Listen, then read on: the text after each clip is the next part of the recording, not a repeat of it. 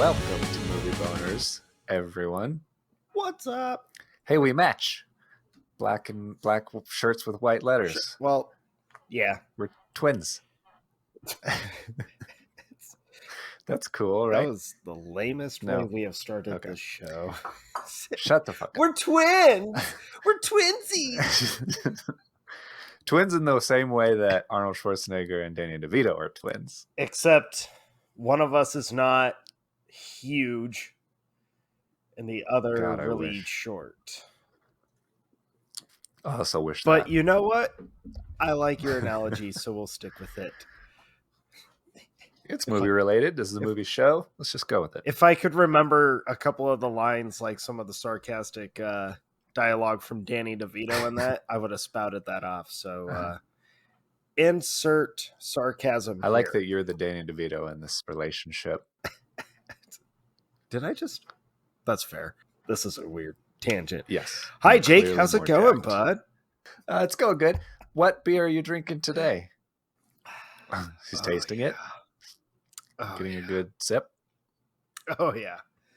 I'm not gonna lie, I didn't really go with the theme because I have just been too excited, and I've been meaning to have this beer on one of these episodes, but I just haven't been able to until right now. And I was like, it kind of works because the movie is not exactly a feel-good movie.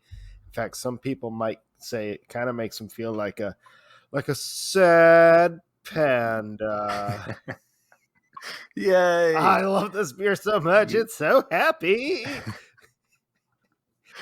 Yes, happy birthday to you. I'm very glad that you got to enjoy it. It's like my last one, dude. I'm so happy. Yeah. It's not available in Texas, and so somebody, I'm not going to name any names, must have smuggled it in. It's true. Smuggler. Turns out it's borderline illegal to ship beer to Texas, but we made it happen. It is? I mean, yeah. Oh, shit. Well, originally, not me. Somebody I know was going to use one of those alcohol delivery services and just send you beer. And turns out none of them were shipping to Texas. And then it's also kind of against all of the policies of like UPS and all this stuff. You have to say, no, I'm totally not sending any alcohol or forbidden substances. Not you. I said it was. I said it was yeast samples, or somebody I think said it would be a good idea to say it was yeast samples in aluminum canisters. Oh. So they bought it. They made it. It's true. Well, that mystery person is a fucking legend, and I'm so happy. Good. Yeah, it's a pretty great beer. In a similar vein, mine was shipped to me recently. Oh, my. Yeah, we got very lucky. Not lucky, I guess kind of lucky. We had very gracious, very generous friends of the podcast. We were guests recently on the B Critics podcast, which you should know is out now. As of the day this comes out, that I think same day, same night, their episode drops. Yeah, so B-Critics, check out their podcast. We did an episode with them, and they very kindly sent us beer. This is from... They did it. Some. Oh yeah, they sent it to me, and then I definitely broke the law and sent it. Damn to you it! Also. I was trying to help you save face. Well, I'm trying to help them save face. I'll take the heat. Anyway, this is from their hometown in Charlotte, North Carolina, from the Hopfly Brewing Company. It's called Beach Beer, and it's a session IPA, which is good for beach time. Yeah, and it's very, very good. I definitely like it. We had another one that they sent us on their show, on their episode, which was really cool. So definitely check it out. It's a little boners content if you want to hear us talk about. Actually, this shirt is applicable.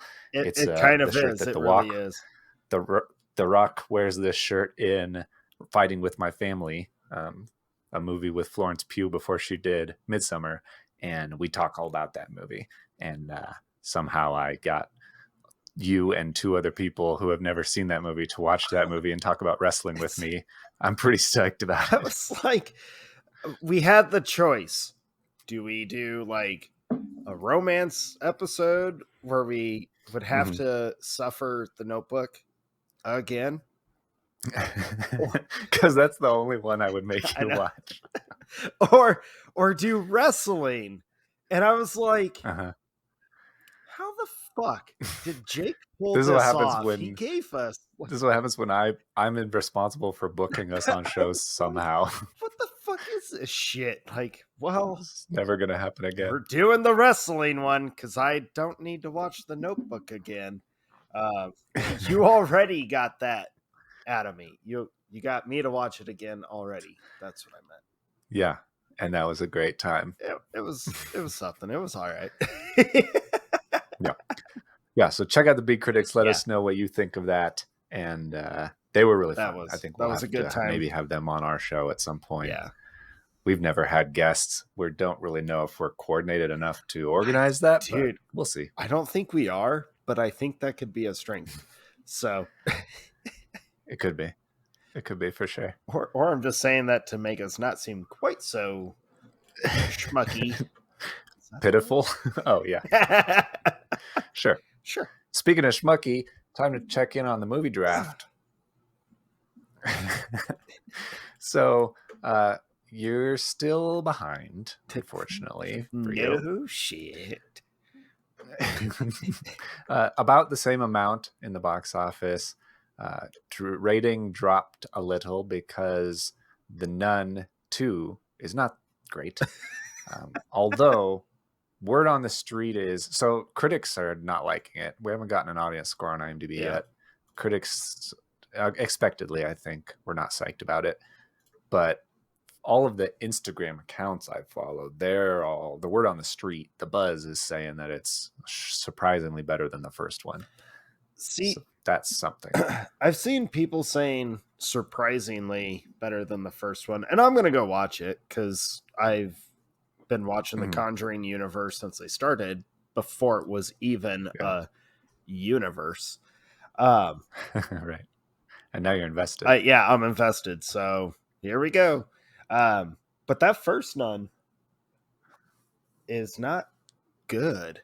Like that first Nun really kind of sucks. So I've seen the same buzz of people being like, shockingly, it's so much better than the first one. I'm like, not a hard task to do, but we'll find out. So I'll end up seeing the Nun too. I don't know. All right.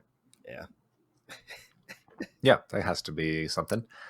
Equalizer 3 came out, and it seems good as far as a capper of a trilogy. I haven't seen any of the other 2 Equalizer movies. It's on my list to do. I think you'll dig them. I've seen the first 2. I have not had a chance to see the third one yet, but I'm hoping to change that this upcoming weekend. The first 2 are awesome. They're just cool. Very cool movies. Yeah. Nice. Yeah, I'm excited about watching them when I get around to it.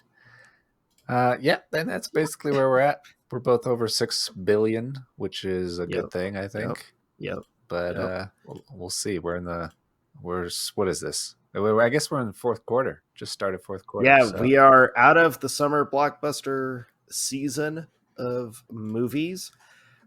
We've moved into the kind of dull area of the spooky season of Hollywood movies. Yeah. Which is usually only 1 or 2 movies, like Halloween themed, and then a bunch of random movies. And then we get into the holiday season in about a month and a half. Yeah. But I think more people should be kind of starting to talk about what the fuck is going on with these studios still keeping their heads so far up their asses, because delaying shit.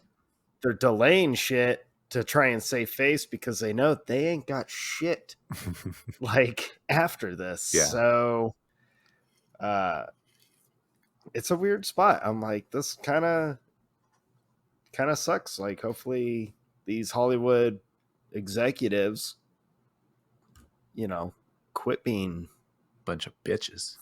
a bunch of bitches. Like, Yeah. y'all are a bunch of just multi-billionaires, and you're complaining and bitching that you have to pay someone to do their job. It's sad. Mm-hmm. But I digress.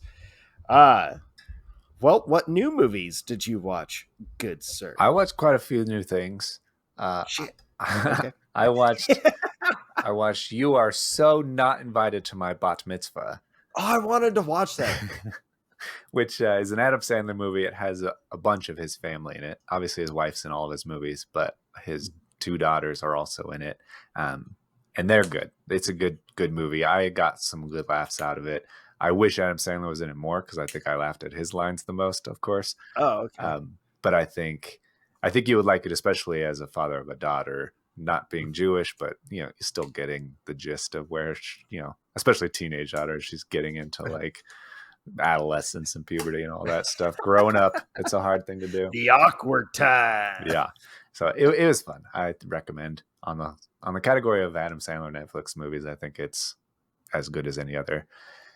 And then I watched a Hulu original movie called Boston Strangler, and it's about the Boston Strangler. Right. And it has Keira Knightley and Chris Cooper and Carrie Coon in it, and it was good. I thought it was pretty good.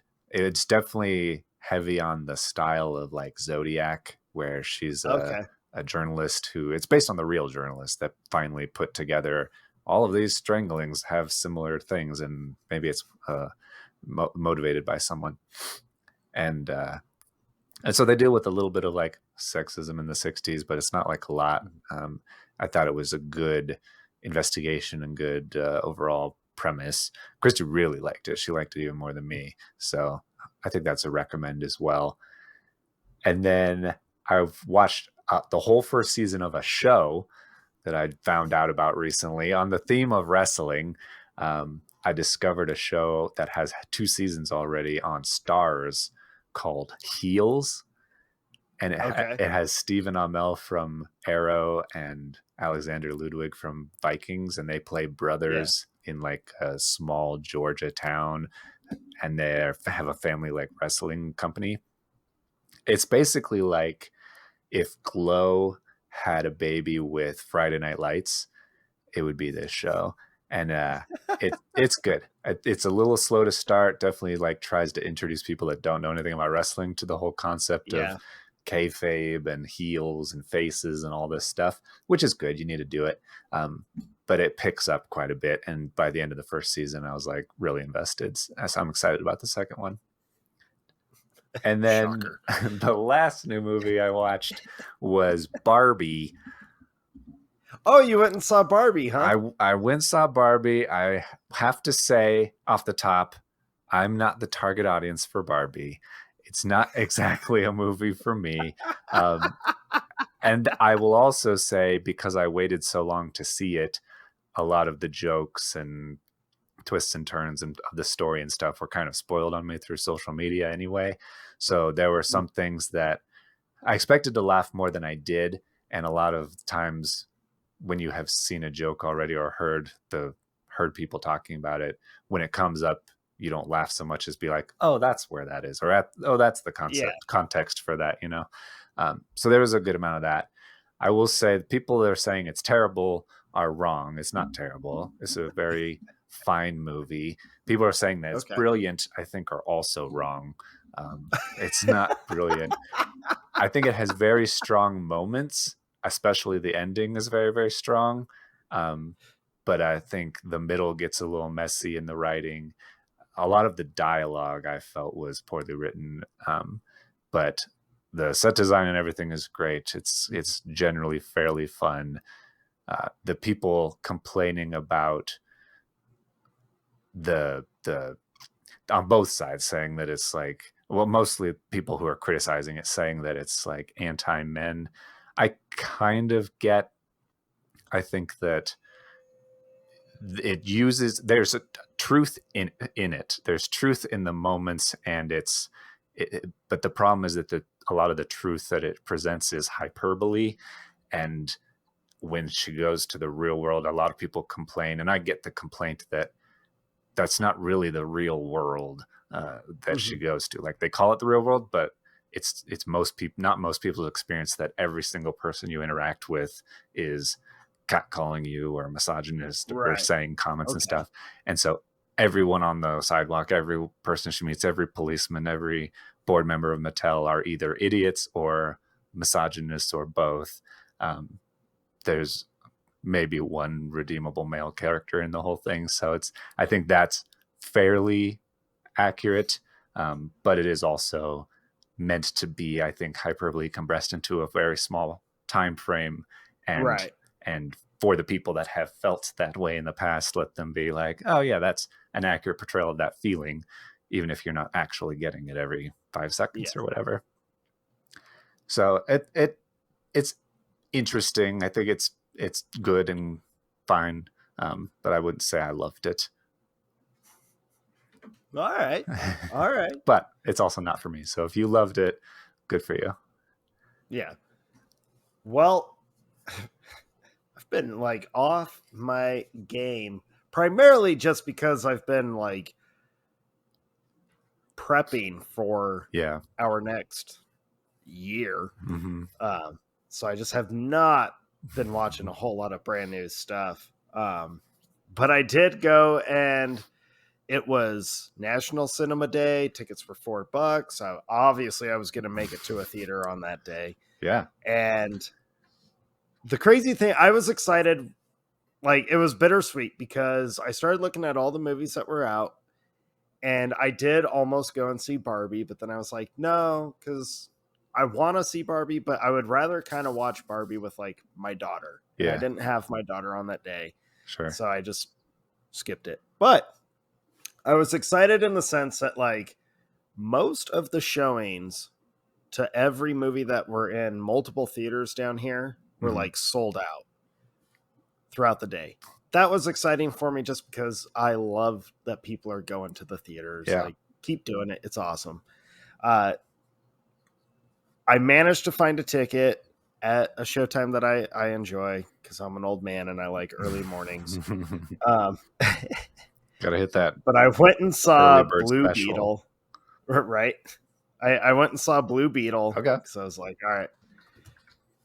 It's a comic book movie, and obviously I'm a sucker for it, and curiosity was getting to me because I wanted to see what the Man of Steel references were going to be and like what the fuck it was actually going to kind of try and set up. Yeah. And it is entertaining. How familiar were you with the character to go? Not very. It? Yeah, me neither. Not very. Blue Beetle, the character was created in like 2006, I believe. And he was just one of those characters that for me, and this sounds like one of those pretentious kind of fan things, but I was like, I don't care about these brand new hero wannabe characters coming out. I get who they're for, but I've got mine that I've grown up with, and kind of legacy characters, right? Yeah, and there's way too much content about them already, so you can't keep up with everything. But like Blue Beetle's popped up and stuff that I've enjoyed throughout comics and stuff on the DC side, and I've never had a problem with the character when he pops up. So like I kind of knew a little bit, but not a lot, which was kind of a nice thing. I like being able to go and see these comic book movies without a whole lot of context, so that way I don't have that kind of block in my brain. But the movie itself, I was like, wow, this feels really familiar on several ways. Okay. I was like, there are scenes where it's trying to like completely steal humor from Ant-Man. There's scenes where it's like, this feels very wannabe Iron Man-esque, but you're not going to pull that off because you just can't. Can't be better than the best.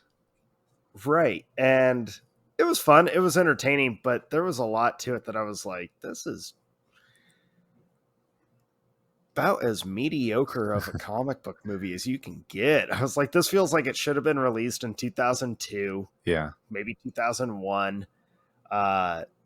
Where I actually think had it been made back then, if the character existed in that timeline, in that time, I think it would have been wildly successful Yeah. if it came out during the early days of the comic book movies. Before Marvel established their recipe Right. that every movie follows. I thought it was mediocre. It was okay. It has a couple cool scenes, but the movie itself, I really felt like, okay, well, it's kind of better than Flash just in terms of CGI. The CGI is better. Yeah. In some scenes. Okay. And then once again, there are some scenes where you're like, whoa, that is not well done. Yeah. But it's not a spoiler. It's just a fact. It does nothing for either concluding or referencing the Snyderverse. They mentioned Superman by name once, which I took as not a Man of Steel reference. It's a Superman reference. Yeah, it's a referencing, hey, don't forget we're a DC movie and we can use these properties. That's exactly what it was. And it does absolutely nothing for the new James Gunn DCU universe. It does zero. Yeah. Nothing. Period. Seems like it's hard to justify its existence because it's in a weird purgatory space. Yeah. I did, like, after I saw it, I was like, well, Aquaman's fucked. Like, because no one really cared about Blue Beetle, and no one's going to care about Aquaman at this point. No one cared about Flash. Yeah, and no one cared about Flash, which was supposed to be, like, the most promising. So I was like, man, this is a sad day, but it was entertaining.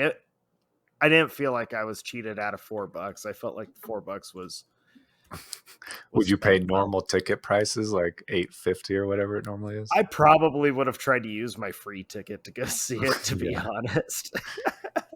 Yeah, which is that's not a knock on it, because I like using my free tickets, but yeah, I was like, okay.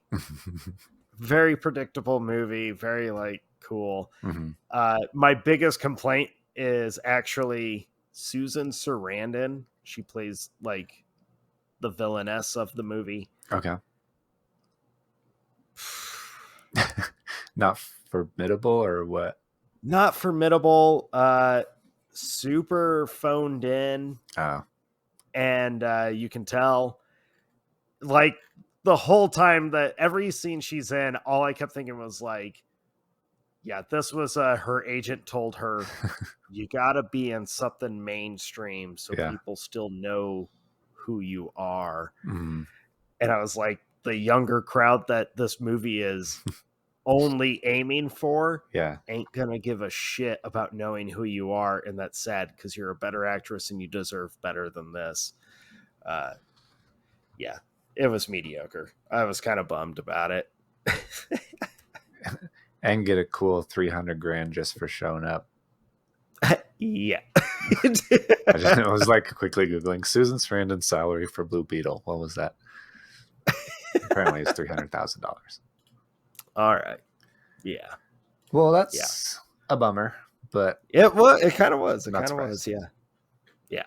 Kind of how things are going these days. It needs something to shake it up. Well, it's funny you say that, sir, because I feel like the box office did get shaken up this year a little bit, especially in the summer. True. What was it, for the first time since like 2012 or something like that? 2001. Yeah. Yeah. The three biggest. It's been like, I think it was the three biggest movies of the year, box office wise, are not sequels or parts of established franchises, since the first time it's ever happened since 2001, which is an insane statistic. That's a crazy statistic. And I thought it was cool also that all three very different movies. Yeah. You know, you've got the family animated feature of Super Mario Brothers, which was not a Pixar film. I thought that's a huge win for Illumination. And then we've got Barbie, which was like the comedy. Yeah. Just a straight comedy. And then you've got Oppenheimer, a World War II drama that is only dialogue and 3 hours long and rated R. Yeah. It's hard for a rated R biopic to be almost $1 billion, but it's like just under 900 million right now. It's nuts. But I thought this is really cool that, and it's weird to say this as like a fan of these established universes and franchises, right? Yeah. But it was kind of like a nice, cool. I think we needed this. It's not sequels. It's not established. Like this was originality, kind of. Well, granted, Super Mario Brothers and Barbie, I guess you could say, are based on other properties, but Super Mario is especially. But regardless, but regardless, like this felt like a nice needed shift. Yeah, where it was like, ooh, maybe this will start getting people to go and see standalone movies more often again. Because I remember growing up, like that's what you had were standalone films. Yeah, that's what you got. It's true. Yeah, and all of the movies that I remember watching as a kid that had sequels, they were kind of shitty direct-to-video sequels, and not like a lot of them, with the exception of like Star Wars and Raiders and stuff. The big franchises, yeah. But I think that's cool. I think it could be really interesting to see kind of what goes on, because I think the rest of the year has a lot of like standalone film. There's a handful of sequels I know, but I think there's a few newish ones coming out. Yeah, that's definitely true. I was just pulling up the list again while we're talking about it. Well, I guess Haunting in Venice is a sequel. Expendable 4, Saw X, those are all sequels. But The Creator is going to be huge, I think. And then you could say Wonka's a reboot. Yeah, Wonka's a weird one. Yeah. It's like the most unnecessary prequel / reboot of all time. Right. Yeah. If it actually ends up being a reboot, who knows?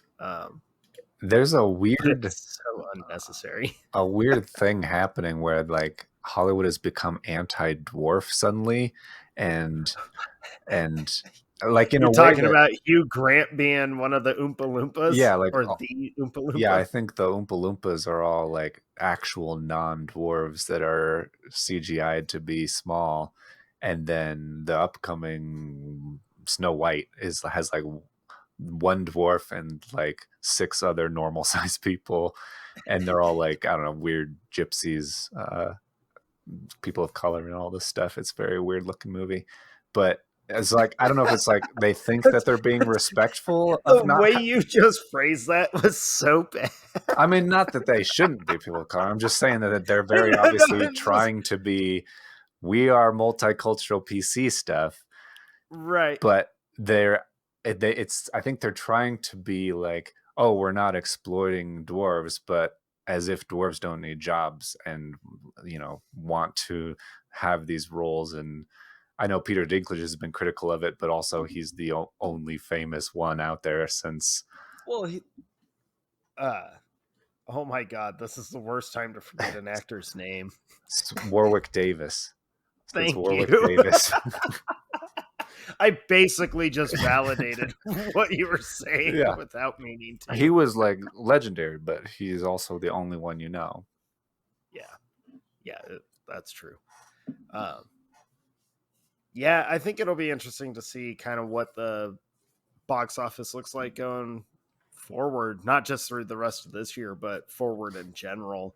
Yeah. See if there is like a big shift in stuff all of a sudden. Mm-hmm. Because even like Fast and the Furious, it didn't have any real competition when it came out with Fast X. Yeah. And it still didn't do all that great. It's kind of like people are burned out.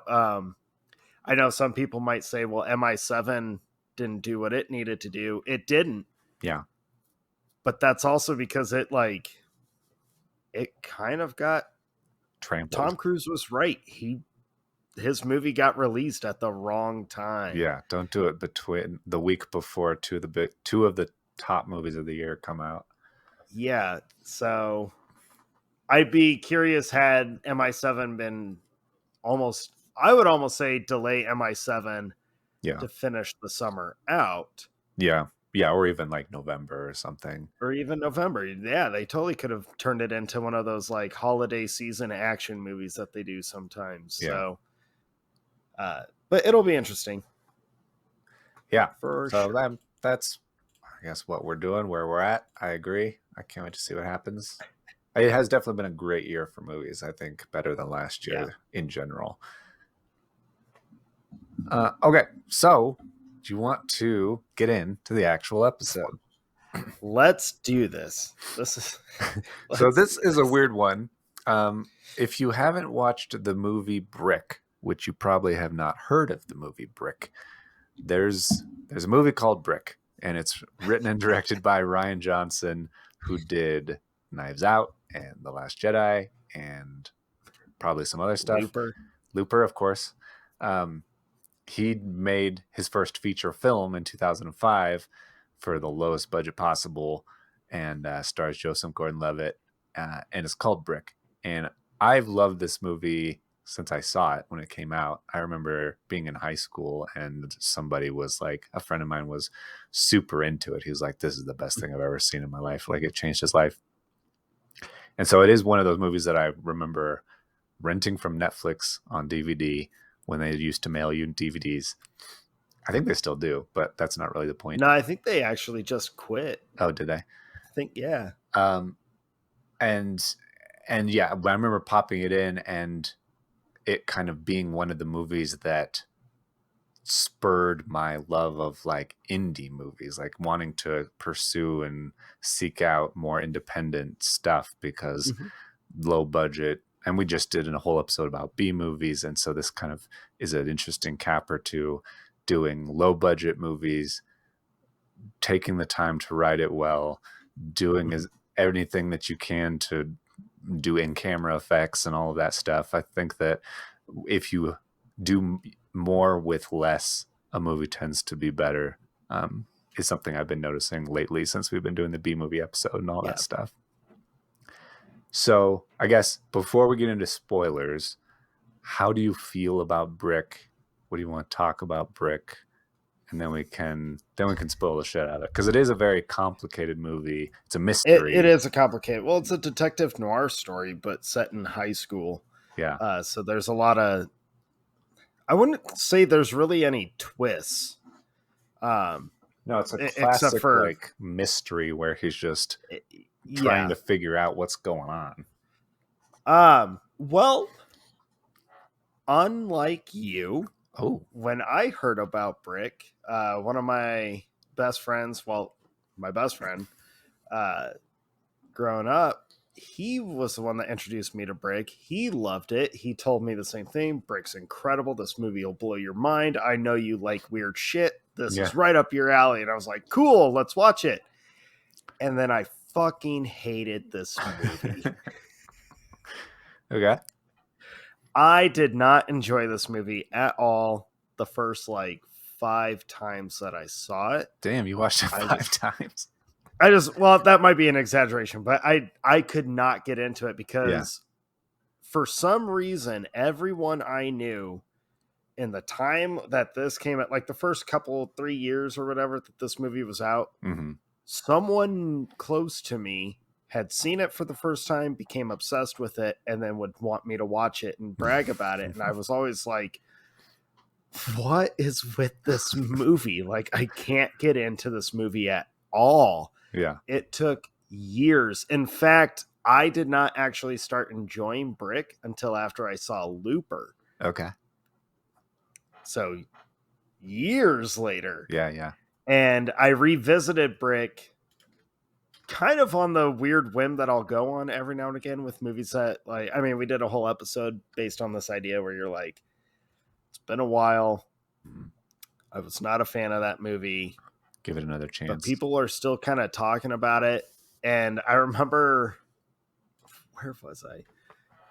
I don't remember what it was, but I found a copy of it, like a used copy for stupid cheap. And I was like, I'll pick it up.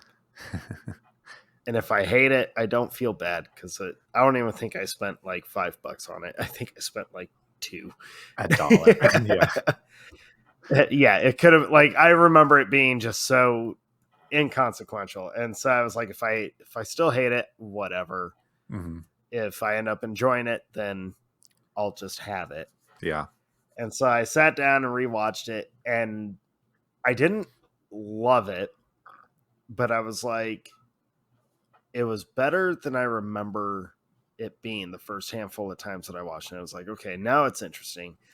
And I really kept thinking, like, Joseph Gordon-Levitt works so well with Rian Johnson and Looper, and I love Looper. Yeah.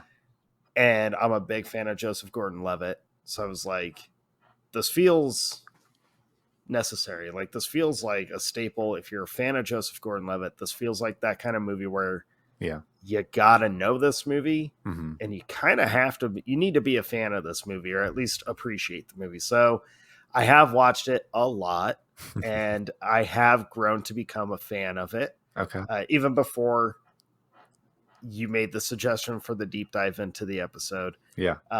But yeah, I was thinking about that prepping for this episode of like, man, I really hated this movie when it came out. And there are still some things to it that I don't love. Mm-hmm. I was but going I to can ask. forgive it.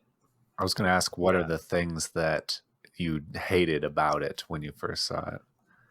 So right out the gate, I hated the dialogue. The dialogue And to this day, is a barrier, I think. yes. And to this day, the dialogue, I don't hate it anymore, Mm-hmm. but it always takes me several scenes into the movie before I'm like, okay. Okay. Of Yeah. course, then you meet what's his name? Doge. And his name alone is just like, oh, what a stupid fucking name. And like there's this, and I get what Rian Johnson was trying to do with it. He's trying to like bring in this weird noir style lingo, but for the younger generation kind of idea. Yeah, with like And their hip phrases and yeah. slang and all that stuff. So the dialogue was weird to me. I thought the whole premise, I thought was like, this is just so unrealistic. Mm-hmm. Like, I could not get behind it. Now I can watch it as kind of like a,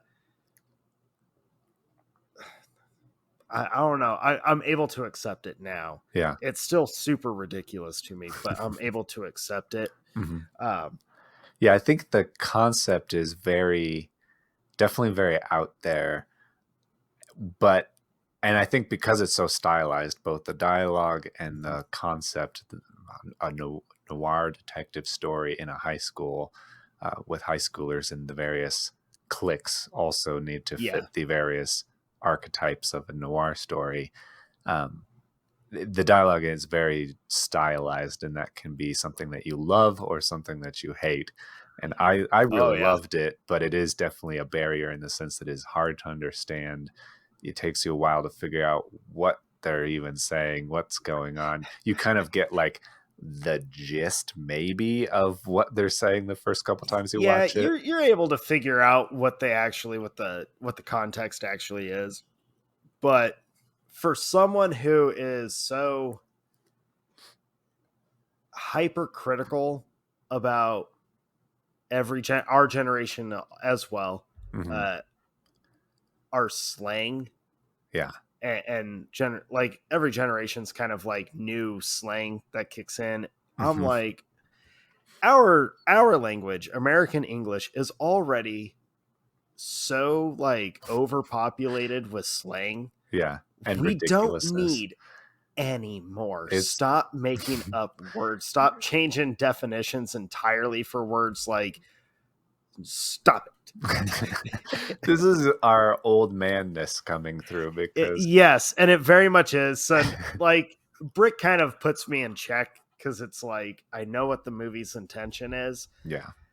The slang is a little like off-putting, but I'm okay with it. These days, I think what kind of helped was like I started putting Brick in the same, or not the same, I guess, but in kind of a parallel lane to like Romeo and Juliet, the one they did in the 90s, where the dialogue is the actual dialogue from Yeah. Shakespeare's Romeo and Juliet, but it's set in 1996.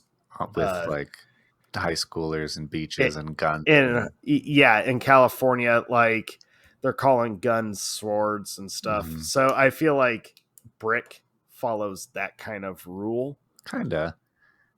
And so I kind of like, if I can accept Romeo and Juliet and the Yeah. style that movie was, I should be able to accept Brick in the style it is. Mhm. And that kind of helped me kind of bridge my. That's a really interesting point. I think that you're right about that. I just happen to be more of a fan of noir detective stories than I am of Shakespeare. And that's fair. That's Yeah. fair.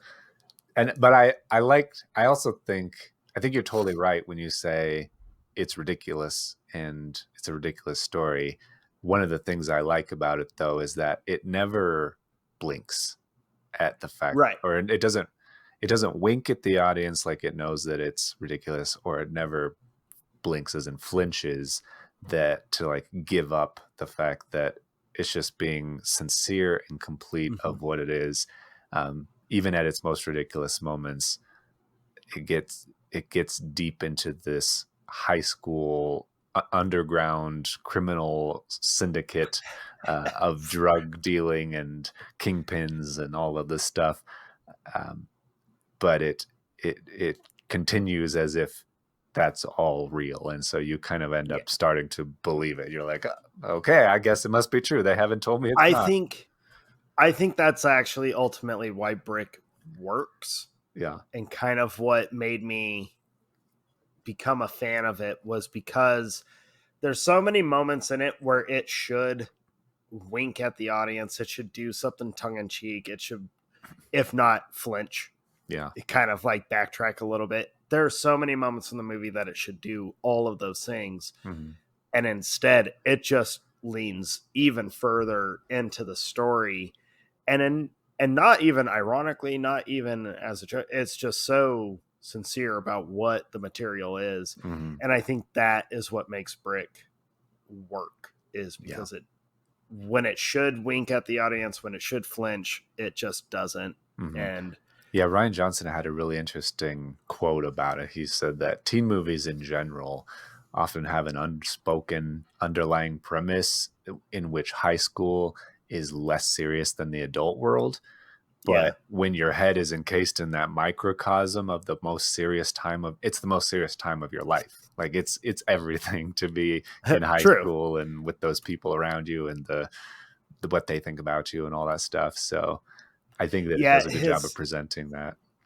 I forget what the quote was. I think we were talking about the same one. Yeah. Where he was talking about like high schoolers tend to view like their viewpoint of that time or situations during high school is so serious, and they take everything, face value, or like they overthink some things that they shouldn't be overthinking. It's such a darker mentality to a high schooler living through the high school world than an adult than an adult from the outside. And I thought that was an interesting thing. I had never thought about that or read his quote about that kind of stuff until prepping for this episode. And then because I watched it a couple times for this, and the second time I rewatched it, I tried thinking of like what he was meaning by that, and I was very much like, the movie makes even more sense if you think of it from like the overthinking mind of a teenager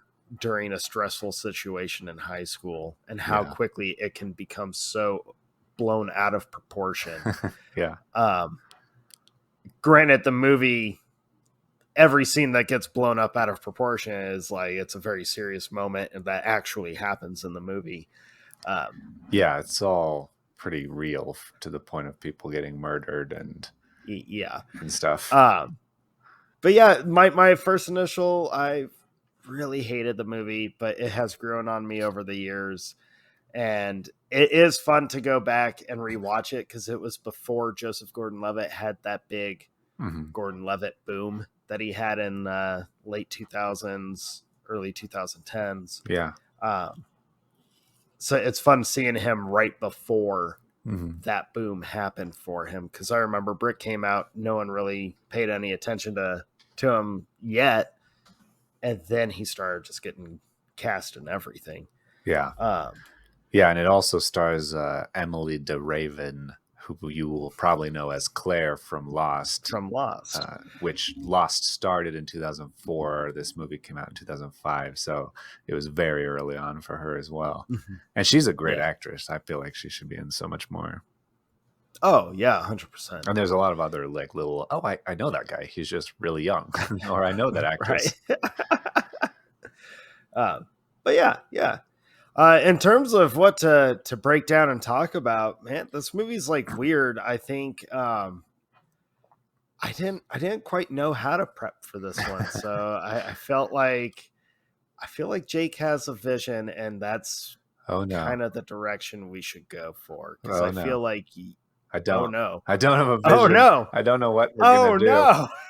I do know. I mean, I know the gist of the movie, and I know what we're going to talk about. We'll definitely talk about spoilers. So if you haven't seen Yeah, Brick, which those are coming up. yeah, I guess we should just might as well say like, yeah, here's your spoiler warning. we're going to talk about spoilers. I think if you haven't seen it, you should watch it. If you like noir detective films, this one is a different kind.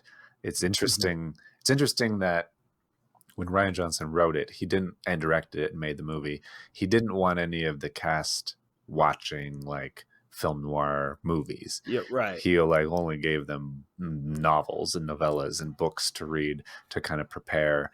And then, even though the movie itself does still lean heavily on the film noir of Hollywood and stuff, there's a lot of great references to the Maltese Falcon, which is one of my favorites of all time. And so if you like those kinds of things and you like a mystery of a gumshoe investigating a missing girl and underground a syndicate or whatever, this is basically that. It's just set in high school with teenagers and in the very weird jargon. So if you can get past the jargon, I think you would like it. The music is great. There's like The music is saxophones great. and I really like the music. it's And very not just like saxophones and like cliche stuff, but also really original, interesting, kind of industrial, odd instruments yeah, are used and stuff. It's off-putting at times. It's really good. I will say, like, even when I hated the movie, there were still a couple scenes in it that I was like, that's really well shot, Mhm. or that's really well written. Like, I really like, I can respect that part of it. And maybe that's kind of what helped also bring me into it. Cause I know I've mentioned it before of like, I'll hate a movie, but one scene will always stick in my mind as being like, oh, that was a good scene. And Mhm. then I'll revisit it and forgive the whole movie just for that one. I think Brick kind of started going down that road, but I genuinely became a fan of it. And we'll get to the scene that it's my favorite scene. It's also the final scene. Yeah, there's a lot of really good scenes, especially for a guy who had not done a feature film before, to not just write very good writing. I feel like it's a very well written script, very well written dialogue, even if it is a little different and odd. But it's also very well shot. There's a lot of interesting framing and movements and blocking and all of that stuff. It does a really good job of it. And because it's so low budget, he does a lot of really interesting in camera effect things. Like, Yeah. it's low budget. They don't have stunt people. They don't have all like formally. They're working with young actors, not formally trained like stuff. And so he does really interesting things like the punch of when Tug comes out into the car and he goes to slug him. The speed of that always seemed a little odd to me, and I was Oh, looking yeah, at it, because it is. and yeah, they like as he cocks back his fist, they freeze in and wait, and then they turn down the speed of the camera to like 6 frames a second, and then they just slowly act out the scene, and then they sped it back up to normal speed. So it looks cool. It looks really interesting. There's a lot of really good shots in it, but I think it's definitely an interesting movie. I think Looper is probably my favorite Rian Johnson movie. Mhm. We're not going to get into Star Wars right now. You know how I feel about Star Wars and The Last Jedi. I was wondering if you were even going to include it when you were going to like break as a down credit. what movie. Yeah. Oh, he's responsible for that piece of shit. But still, I'm saying even Knives Out, I think, is his most popular movie that people like. I've always felt like Knives Out was okay. I've been meaning to revisit it, but I wasn't like in love with it. I thought it was okay. Brick and Looper, I felt, were the most interesting, and they're also the most original and most low budget and all that stuff. One thing that's funny is before he made Brick, he made a short film called Evil Demon Golf Ball from Hell, which seems like something that fits right into our last episode with all of those crazy B movies we talked about. I kind of feel like that's the Rian Johnson I want, like that he's the Brick guy. He's the Demon Golf Ball from Hell. I want the feature film of that. Brothers Bloom is good. Looper is great. But since he's gotten huge, I feel like quality has tanked. I really like Knives Out.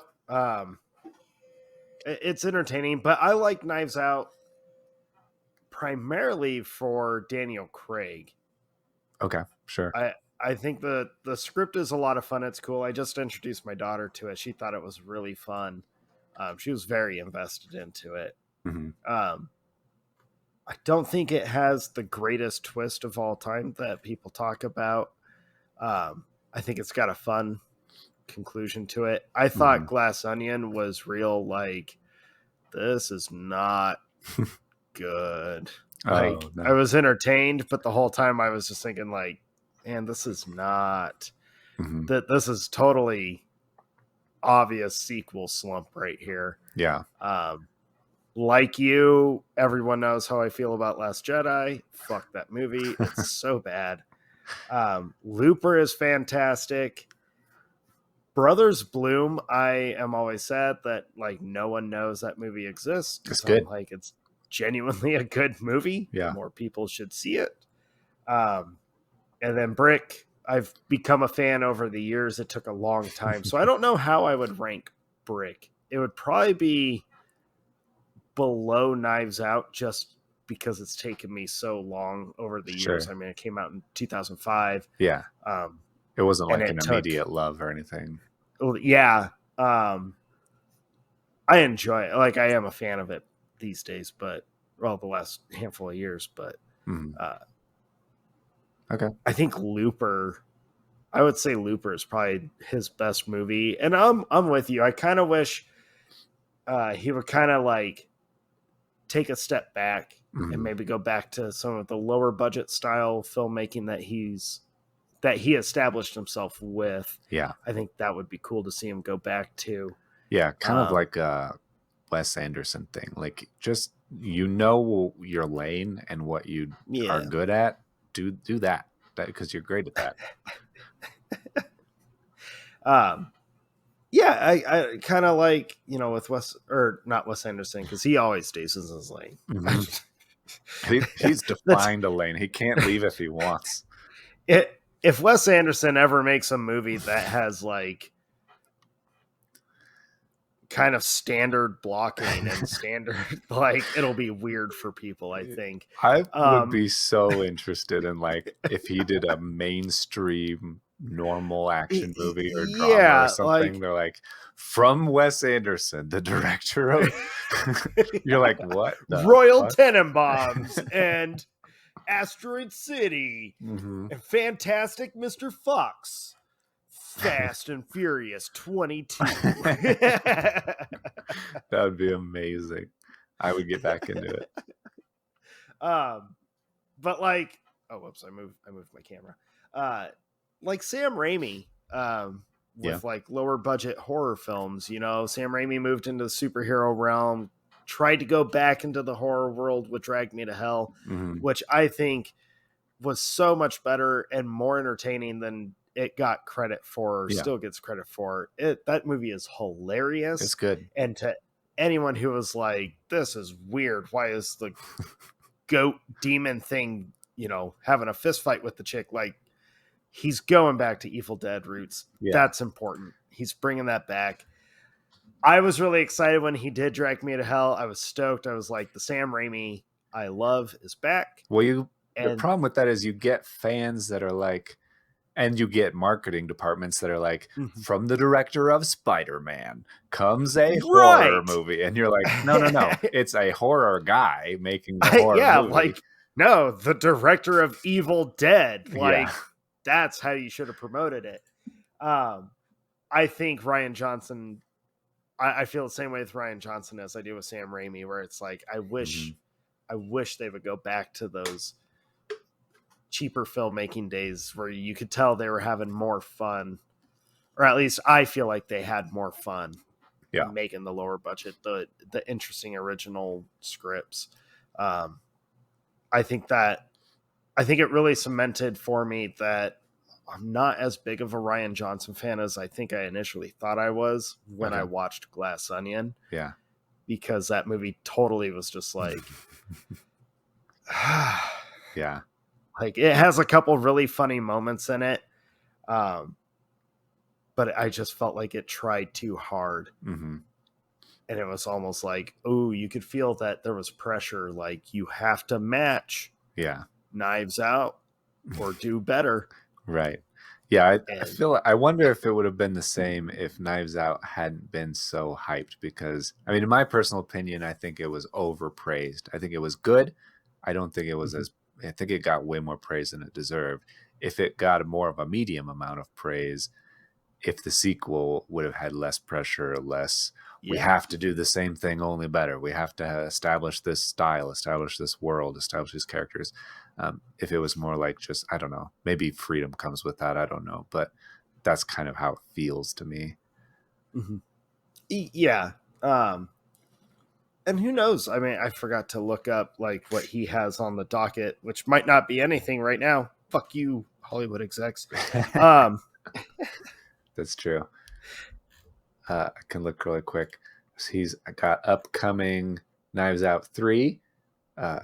Apparently untitled Star Wars trilogy episodes 1, 2, and 3 are still being credited to him. I don't know if that's true. God.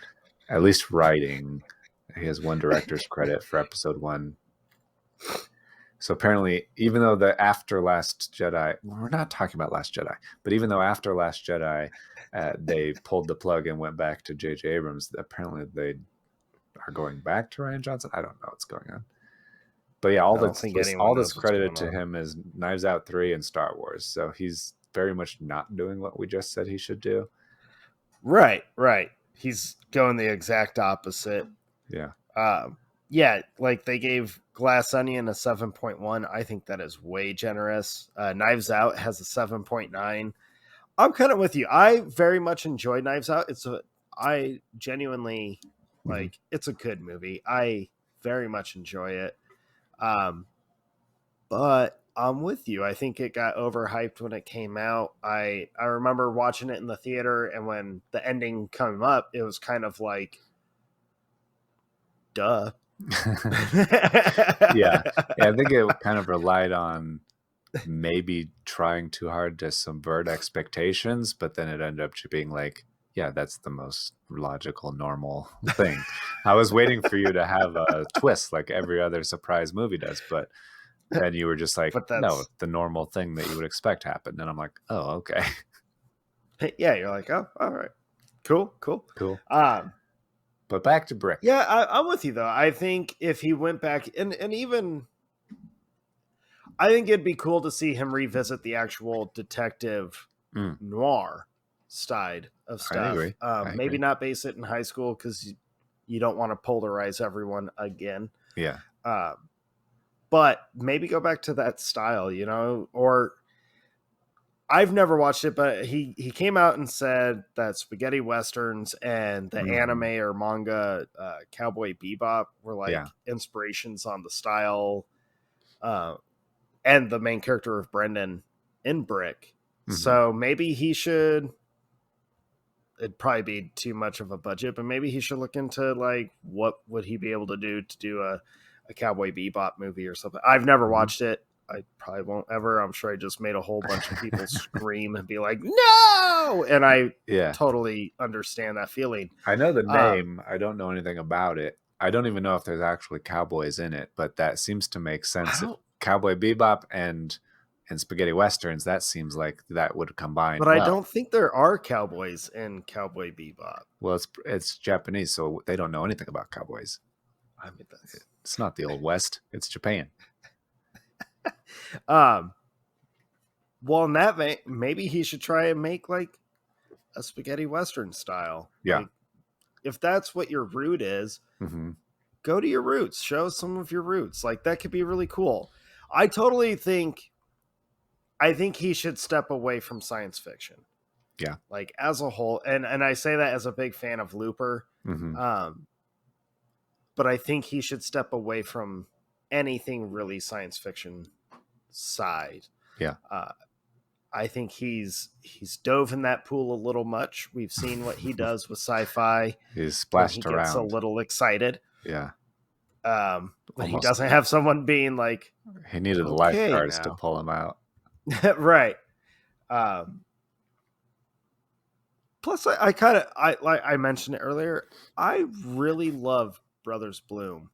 Every time I watch it, I think it's such an interesting story. I think the cast is great. I think the direction that movie goes and the way he mixes drama with the comedy, but it feels like very human in a lot of scenes. I think he should go back to that kind of stuff. Like I want to see more of that side of him. Yeah, I agree. I think fame kind of got to him. I think The Last Jedi kind of broke him. I agree. Last Jedi fucking sucks. Anyway, so Brick is a movie about Brendan. He's a high school student who's a loner. He's kind of out on the tracks. He's doesn't have a clique, doesn't have any friends. Well, he has one friend. He has a friend named Brain. Brain is the best character in the movie. So I saw an interesting second best character.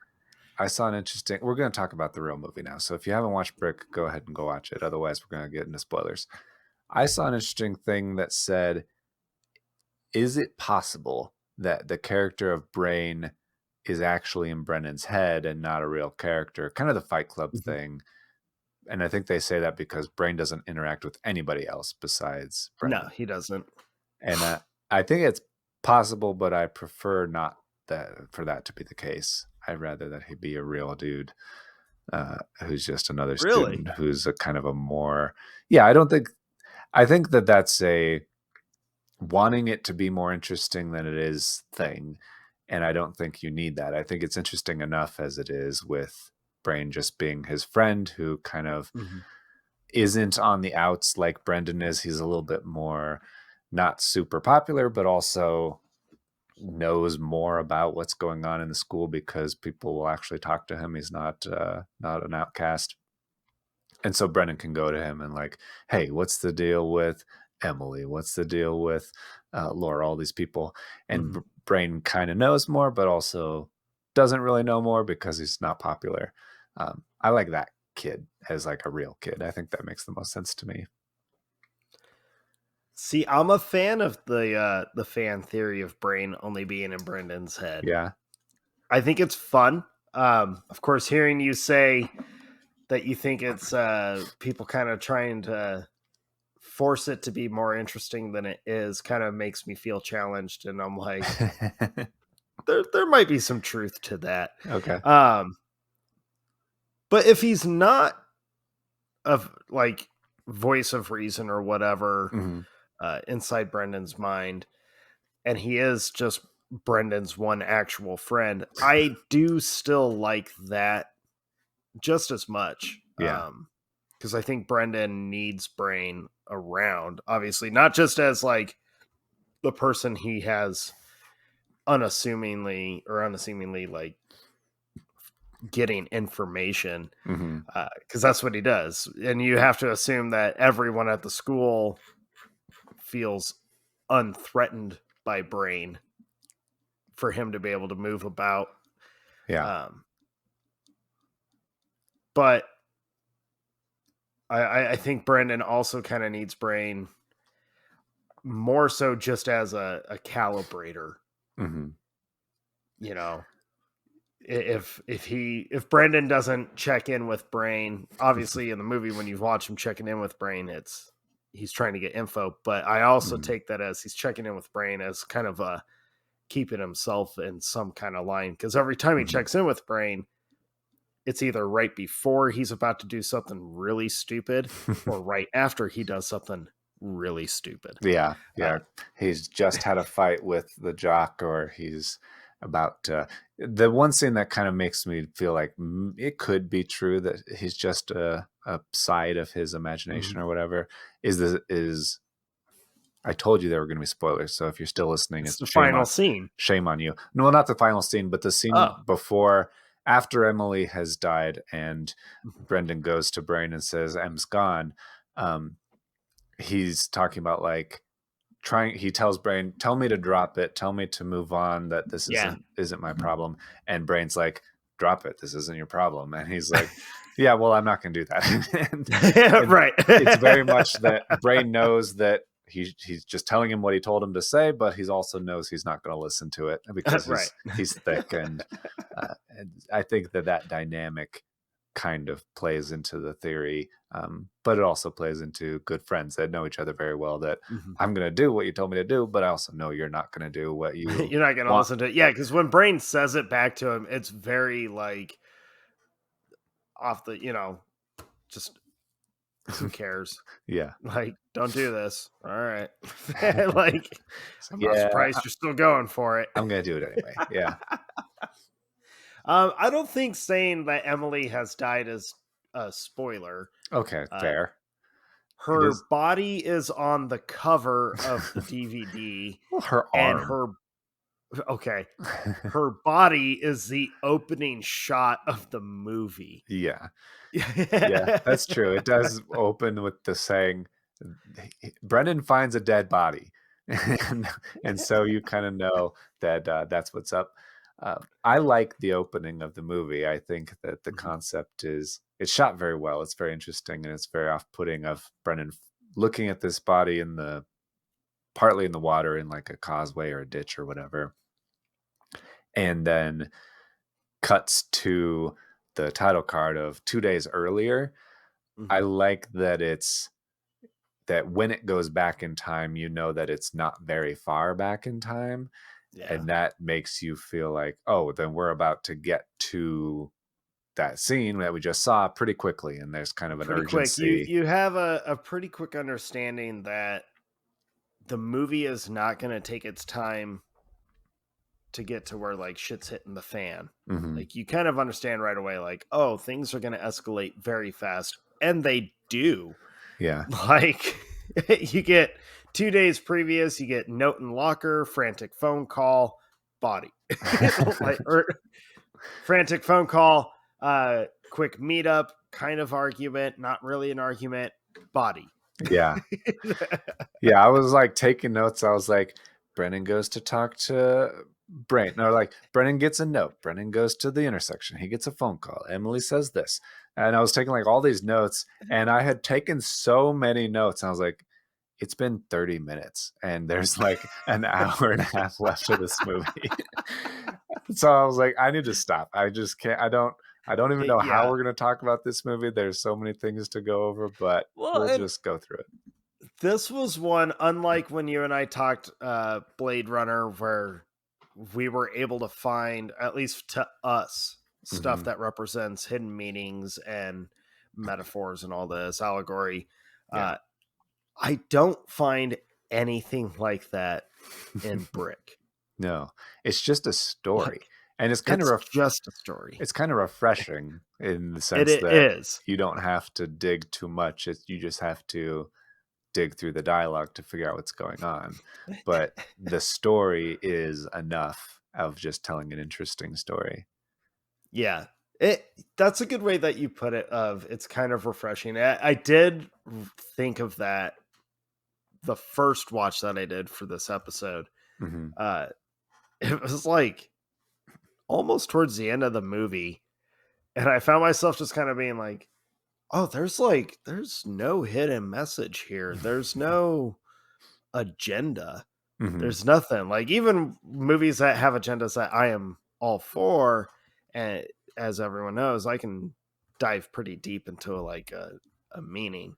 Yeah. Um, I did find myself watching Brick and being like, this is like just straight like for a drama movie. There's no like you are not supposed to see yourself in Brendan. In fact, you're kind of supposed to be Mhm. the opposite, where you're watching Brendan just make terrible decisions for kind of a good cause ish. You have to kind of put an Yeah. asterisk on it. Um, Yeah, but you he's don't the see yourself in protagonist, Brendan. but also he's the protagonist, but he's also, I mean, he's not hasn't been the best boyfriend to M. He is a loner. You don't really know if he's a piece of shit or not, but he's kind of eh, like every good film noir detective, kind of a little bit of a gray area, I think. Yeah, yeah. He's gonna do some like villainous things to find out, Mhm. something good or find out answers, Yeah, whether they're the answers morally you want to know or flexible. not, which I kind of appreciate. Where, like, as you start learning more about Emily and everything going on around her, which we will spoil in Mhm. a little bit, um, I like that the dread around everything Emily just kind of like escalates where you're like, this chick Mhm. really made poor decisions. And it kind of sounds like it started with Brendan not being the world's greatest, but she loved him. But then they broke up because some dude named Jer got busted by the Bulls, which is slang for cops. And you're like, oh, and Brendan's kind of a bit of a snitch because he's working for the cops and the school board And the to like, SVP, yeah, yeah. the assistant vice principal. There's a lot of questionable decision making. And then I don't know if it's just the parent side of me, but I also remember thinking of this when I saw it when I was Mhm. young. Um, but Brick might have arguably the worst parents in the history of film who like never show up. Yeah. And that's part of the problem. Yeah, that is part of the problem. I When I saw this as a teenager, I remember being like, "This movie is so cool. These kids are so grown up." And then seeing it now, I'm like, "Where is your mother? What are you doing?" I was like, Brendan, do you ever fucking go home? If Yeah. I was your dad, I'd be like hunting you down, Mhm. getting your ass into your room, being like, guess who's not leaving the house for like 2 months? It does make you wonder what their family life is like because you don't see a lot of it. It can't be good. I really enjoy, though, probably my favorite scene in the whole movie because it reminds you so hard that this is kids in high school, is the scene where you've gotten deep into the story. Brennan's investigated, he's found the pin, the kingpin, Yeah. and he's gone to his like secret lair in the basement with all of his minions and his muscle and all that stuff.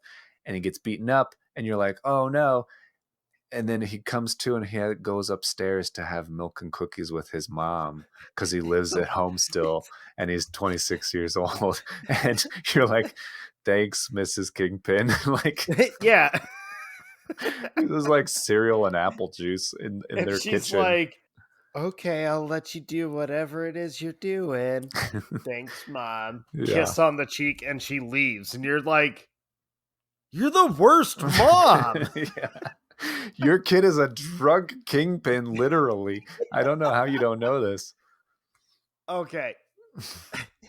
No offense to this actor, because I can never remember his name, but I know every time I've seen him show up in something, I'm like, he's he's a good actor. He's a young actor. I feel like I've seen him in a lot of stuff, but I couldn't tell you what I've actually seen him in You're talking about off the Lucas top of my Haas, head. the pin? Yeah, Yeah. I had a like a water bottle fell off my counter. That was like Ghost is what it was, actually. Woo! You're talking about Lucas Haas and Oh how yeah, he's yeah, in a Lucas bunch of Haas. stuff. So he might be, no offense to this dude, he might be the least intimidating drug kingpin ever put on film. And I cannot take, you know what shot, just like, first off, when he slowly turns around in the chair in the basement on his like introduction scene, and he's wearing his like wannabe Dracula cloak with the cane. Yeah, he's got a little cape on. Yeah, you're like, okay. So this would track for a high schooler trying to be like a badass, Right. thinking he looks incredible, but it's just not working. Mm-hmm. But you know what scene makes me be like, wouldn't take this dude serious for a second, is your favorite scene where they're at the table, but it's just the shot of his feet, like his feet and Brandon's feet facing, facing in front of each other. Yeah. Just the absurd boot choice that they gave him. I don't know why, but I'm like, I can't take the dude. Like I can't do it. I thought you were going to talk about the fact that it's a little later, but the scene where Brendan goes into his car and for some reason the van. The back seat of the van has a lamp, like a living room lamp set up in it. Yes. It kind of looks cool, but then at the same time you're like, why do you have a lamp in your car? Like, this is so impractical. Yeah. It's weird. Like, what fucking gangster movies did this guy watch to think that's how I'm gonna look? It's odd. It's an odd choice. I also want to know where this high schooler managed to score the amount of money he would have to get 10 bricks of heroin. Yeah, he's not the kingpin for nothing. He knows where to get heroin. He knows how to get it with whatever money he has. Yeah, he is set up. Like, the dude is loaded, and he lives in a house with a like raggedy mailbox out front. Yeah, it's middle class, lower middle class California and like 80s style wood paneled walls in the basement of his home. Yeah. I cannot be Jake. He's not moving weight. On this one. He's only got 10 bricks, but for a high schooler, I mean, a baby kingpin, that's a lot. That's 10 bricks. It's more than I've ever had. I've learned anything from the gangster movies where drugs are involved, which is all of them. Yeah, I mean, that's a cornerstone of being a gangster. It's kind of cornerstone. A brick is worth a lot of money. Yeah. And all those gangster movies pretty much take place in like the 70s. So if you add inflation to it, then it's even more expensive. That's true. So I want to know where. You want to know how much of a dork I am? I just Googled, how much does a brick of heroin cost?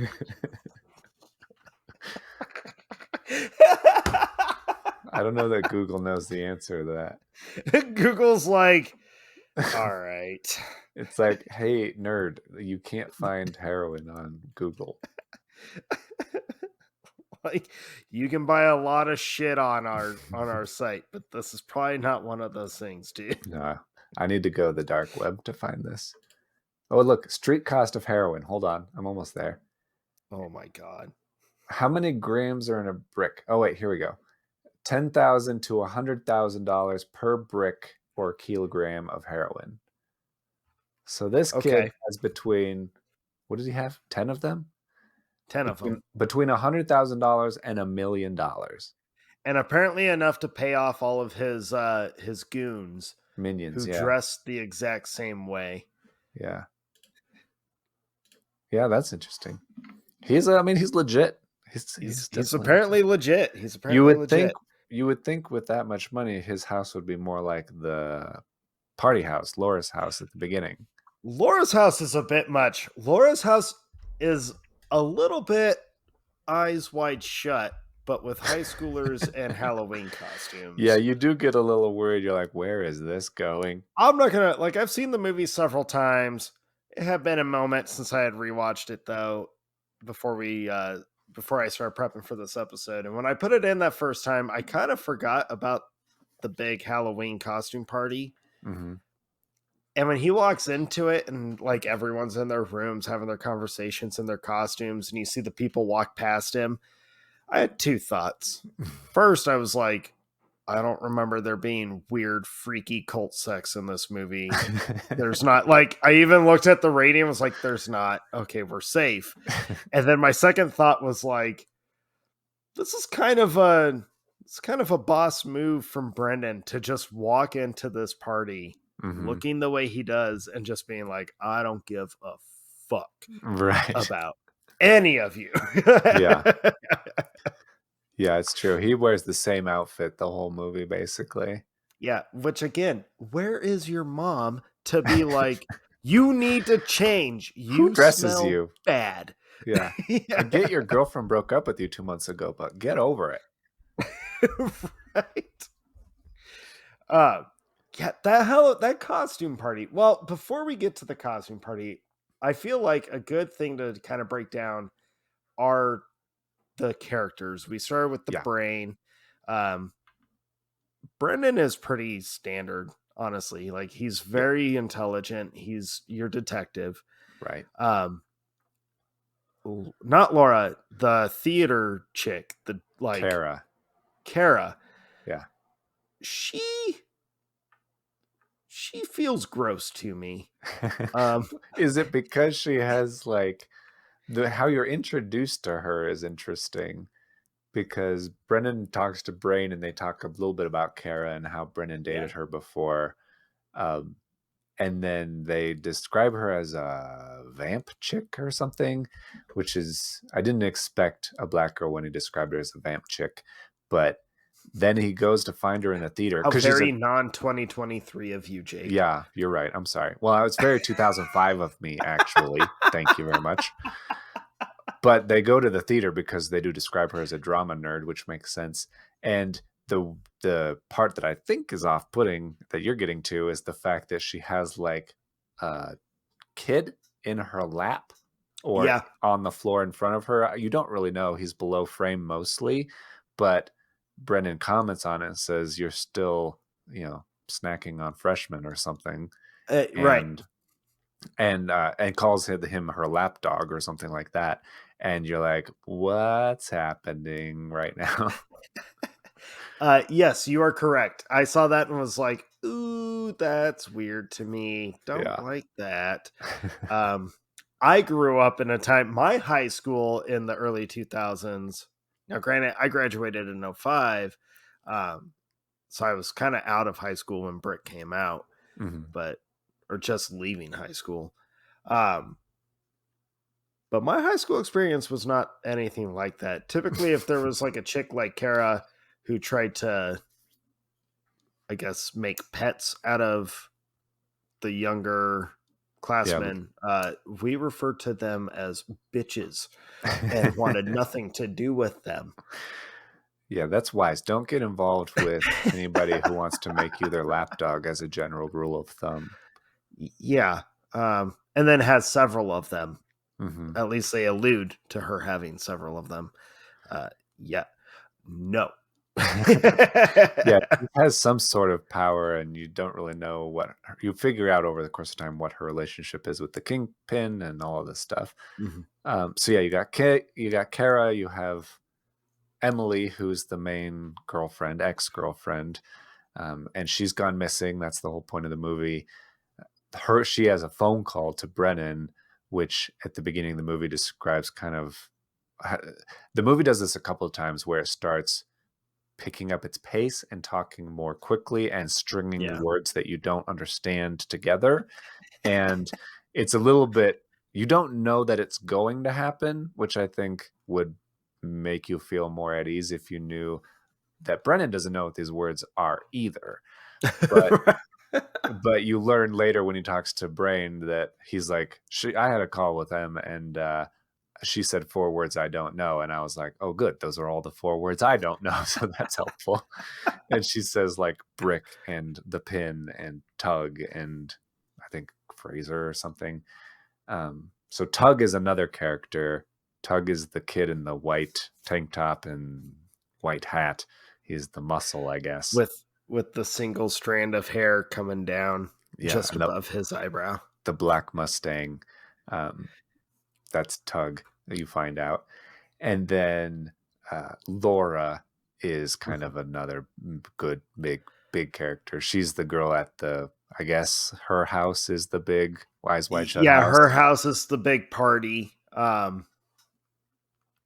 which is like the exclusive party. You had to have like a special invite, which is just that picture of like the screaming face, or not the screaming face. It's like it's a mask. Like it's a mask. Again, it's like all red and black. Again, all Eyes Wide Shut secret invitation. Yeah, very much so. Right? You're like, oh, what? I thought this was Crime Ring, not Cool Tea. This is no details, just a phone number to call. Right. And I love how this is very high schooly, and this part is kind of funny to me. I don't know that it was meant to be funny, but it made me chuckle. Okay.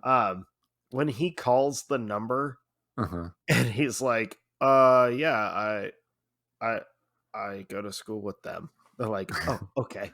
Yeah. Here's the address for the party. Okay, cool. I like how he's kind of evades giving details. He's like, yeah, this is Tom. I go to school with and she's like, oh yeah, sure. Let me get Laura on the phone for you. You're like, thanks, Laura's mom. Yeah, it's very funny. Is Laura available? Can I talk to Laura about the party?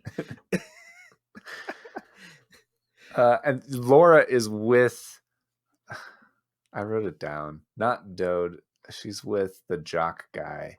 Yeah, the jock guy who's always like on his pulpit for the 2 scenes that you really see him in. Yeah, he's constantly blabbering about how he wasn't put in the game, and if he was put in the game, it would have been like they would have totally won. But she's like, we'll never know. We'll never know. She's like with him at first, and then you find out later through the course of the movie because Brendan gets in a fight with him just to find out if he's the kingpin or not. And turns out he's not. He's just some douche. I like the fight though, by the way. Yeah, I think that the fight that they have is cool, and I like how Brendan handles it. I also like how through the course of the mystery, Brendan gains like damage to his body. He gets more and more beat up as time goes on. And like lack of sleep and probably a couple of concussions later. Yeah. It does start taking a toll on him.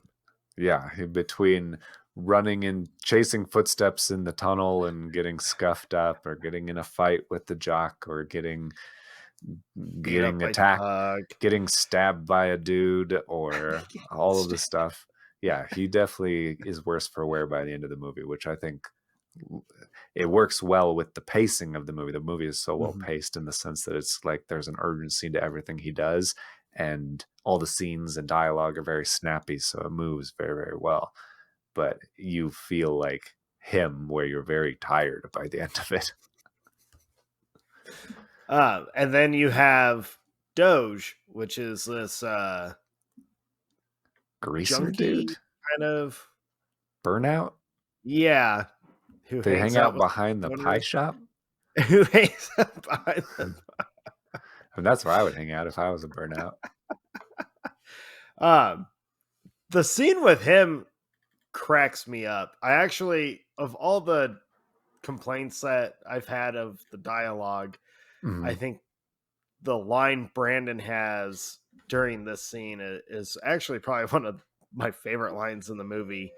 After he sucker punches the dude in the face and he whips around to all of his stoner buddies, which their stoner buddies watching their friend get punched in the face. Yeah.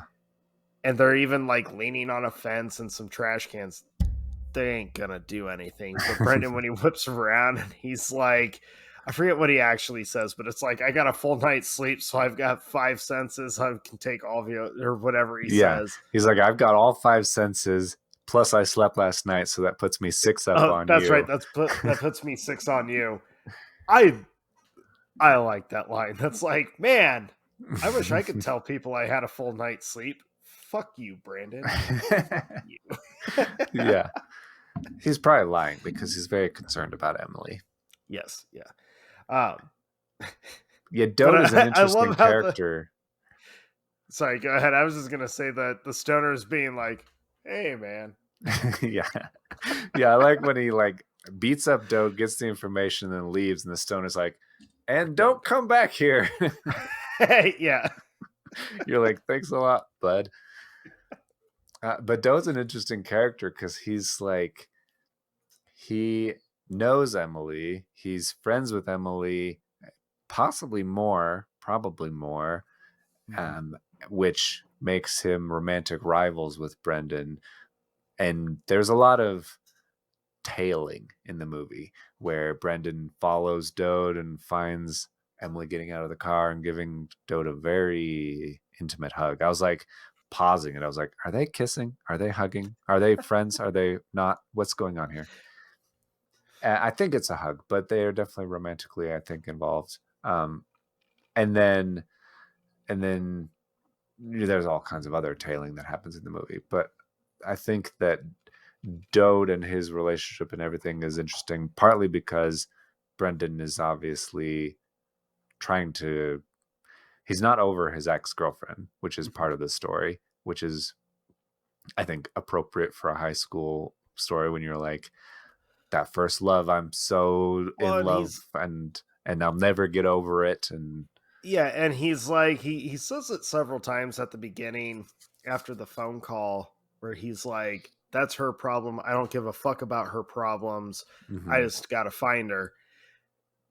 But then his first reaction after he finds her dead is like, her problems are my problems. He has that like, I'm going to rescue her mentality. Right. And I think in a way of like winning her back to prove something to her. Because when she finally does like come to see him, that dude like sprints hardcore to like make it to her. Yeah. And you're like, oh, poor kid. Yeah. Yeah, that is a scene where you definitely feel that way, that he's been trying to find her for a couple of days. And I felt like it's more like, oh, I believed him. He's like, I just want to check on her, make sure she's okay. I honestly don't care. It doesn't matter. She'll be fine, whatever. But I just want to make sure she's okay. And then, yeah, she starts like walking down the back of the school towards him, and he gets up and sprints. And I'm like, oh, buddy, like you are not over her at all. Right. Like that was not subtle at all. Yeah, right play now, it cool, dude. She is thinking like, damn it. All right. What a simp. Fucking lingo. That's a thing that the kids call people that I honestly don't know, but I think it applies. It's just, yeah, there's a lot of like their whole conversation when Emily comes to see him and she's like, forget everything I said on the phone. I honestly don't need your help. Don't worry about it. He tries to get her back, but then he also like pickpockets her notebook. And yeah. And so part of me wonders like, how much was that playing up or acting or whatever, trying to disarm her and not have her notice the fact that you're stealing her notebook from her to like actually get to the bottom of it? Because it's not going to get to the bottom of it in the conversation, right, obviously. So that might be part of it, but I also do think he's not over her. And I don't think he's over her. Yeah. He has a whole breakdown later on in the movie. Yeah. And even after, I feel like he gets more involved after she died, because then that's when he's like, I need to make her problems my problems, or like get involved in what she was involved in so that I can figure out how she got caught up in this world that ends up to her death. Like, how do I get there? It's like he takes it upon himself. He wasn't able to rescue her, so he has to avenge her somehow. Right. Which is why he like plays all sides which is only one side, but then escalates to become two sides, and you're like, okay, I don't. Yeah, there's like, well, there's he's trying to get in with the underground crowd, the Yeah. Kingpin and all the druggy Oops. kids, Laura and all these other people, um, which are generally seem to be Ivy League bound upper popular kids mostly. But then he is kind of playing the other side too, where you find out that he was a snitch or a rat or a stool pigeon for the high school brass, the vice principal, the ass vice principal, and who knows who else that he. And I think he like worked for the school newspaper and stuff too. Like he kind of has that. When he goes to Kara later on, he's like, "I'm working on a story, and you better tell me the information, or else I can't protect you once it breaks," and all this stuff. So it seems like he worked for the paper, like a journalist at the same time. I'm not sure, but yeah, the vice principal stuff. It seems like he they talk about Jer a lot in the beginning of the movie, and you end up finding out that Jer was some kid that he was stealing drugs with, selling drugs with, and basically sold out to the vice principal to keep out of trouble. Um, and apparently Emily cared about Jer. It's a whole high school drama thing. It's a But whole thing. but yeah, he does seem to be playing multiple sides, and part of that is having the high school vice principal like kind of have his back, but he also needs them to like not be public about the fact that he's working with them to keep his cover intact. Uh, I think that whole paradigm is very interesting. Yeah. Yeah. Um, yeah, Brendan being a snitch.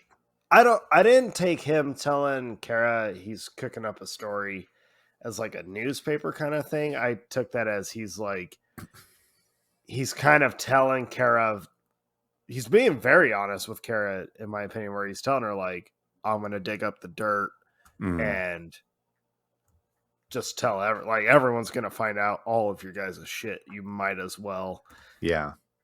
kind of help me out while you have a shot, because once it goes, he's gonna take everyone down. And Yeah. that's kind of like, to me, like I say, I mean, to me, the whole movie is him avenging Emily. So anyone who is remotely a part of her downfall, he's like going after. Right. Yeah, you will be part of his fury for sure. Yeah. I just lost my train of thought. Keep going, Jake. Oh shit. I really like My brain. the like I mentioned before, the pacing and the mystery of the story. There's a lot of really good clues and imagery and notes and things that get passed, whether it's the note that Emily initially gives to him that kind of kicks the whole thing off to meet at this intersection and get the call on the payphone, or particularly the note that Dode slips Emily when he tails Yeah. Dode, and it ends up being like, it looks like an A, like the letter A, and then says midnight on it, and you can't really figure it out. I really like that sequence where he's trying to figure it out. He has the piece of paper set up on his like end table in his bedroom, Yeah. and you see like the digital clock behind it, and it's like 11:59. It's really close to midnight.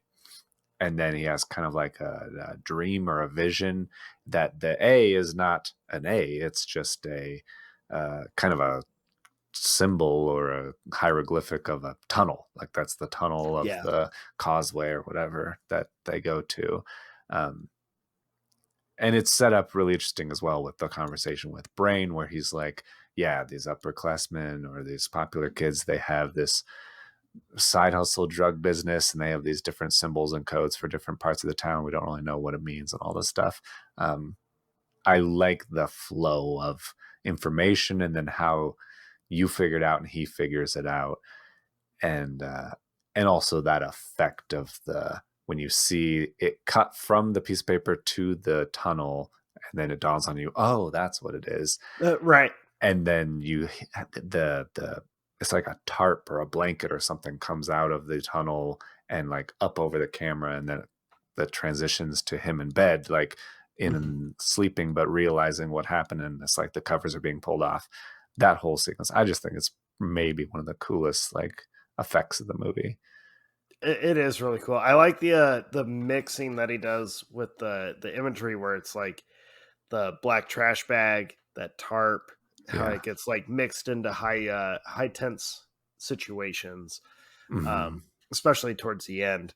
Um, I agree with you. I think all that stuff, and I think that comes back to they had no budget.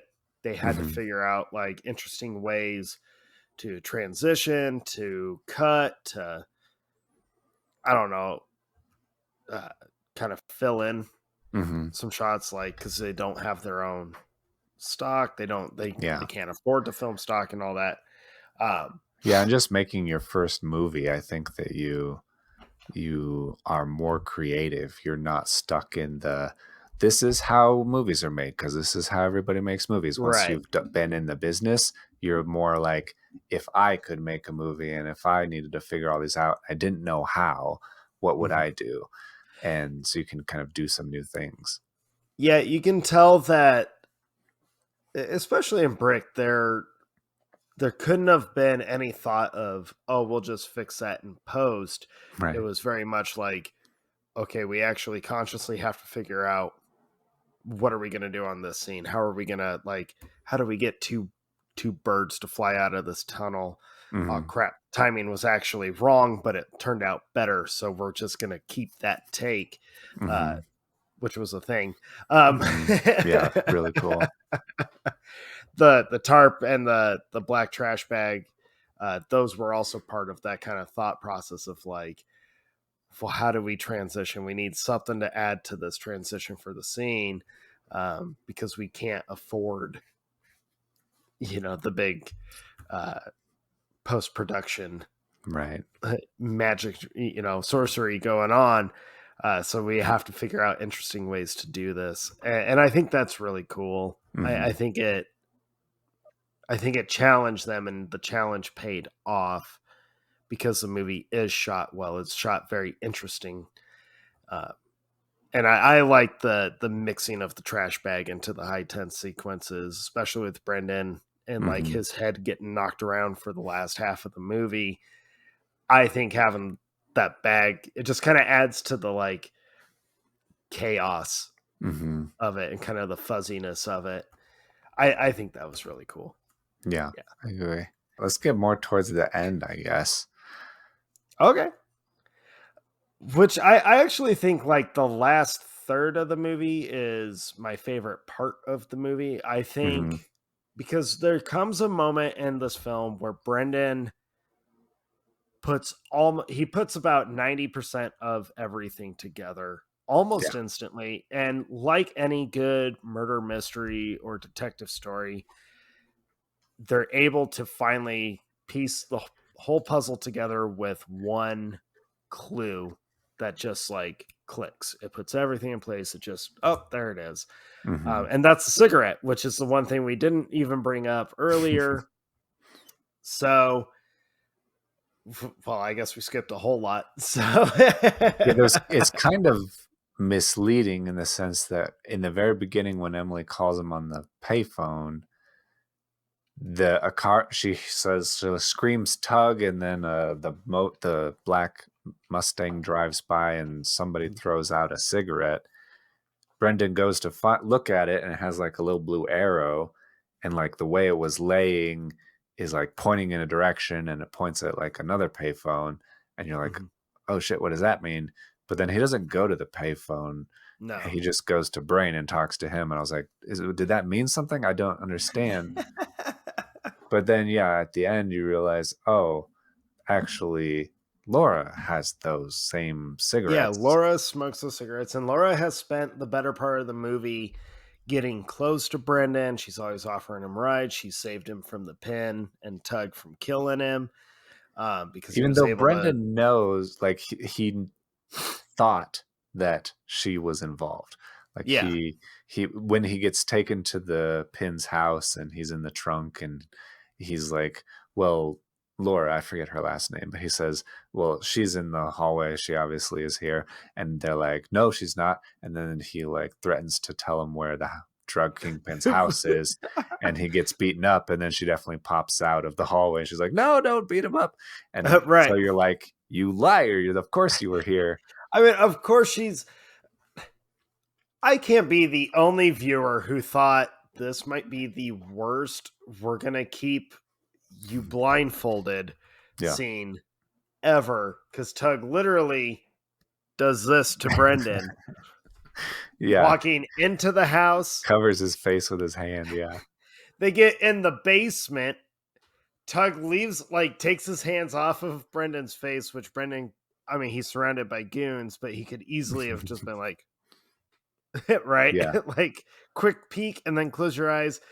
Then he covers his eyes again to take him into the Pin's lair. Yeah. His office. Invest in a hood or something. If you're gonna be a kingpin, at least spend the $3 on a hood. I'm sure you've got a potato sack or something you can throw on, or grab one of your goons' beanies and just pull it over his eyes. I was gonna say this has to be early 2000s. It can't be a potato sack. True. Sorry. I just watched Friday the 13th part 2 a few days ago. So. Okay, that sounds right. The potato sack was still in my mind. But yeah, Laura, she spends the whole movie, and she is that character where you spend the whole time trying to figure out, can we trust her? She's very close with Brendan. She's pretty honest with Brendan about a few things, and she's constantly asking, don't you trust me yet? And I love his response of oh, I trust you less than I didn't before. And you're like, that's awesome.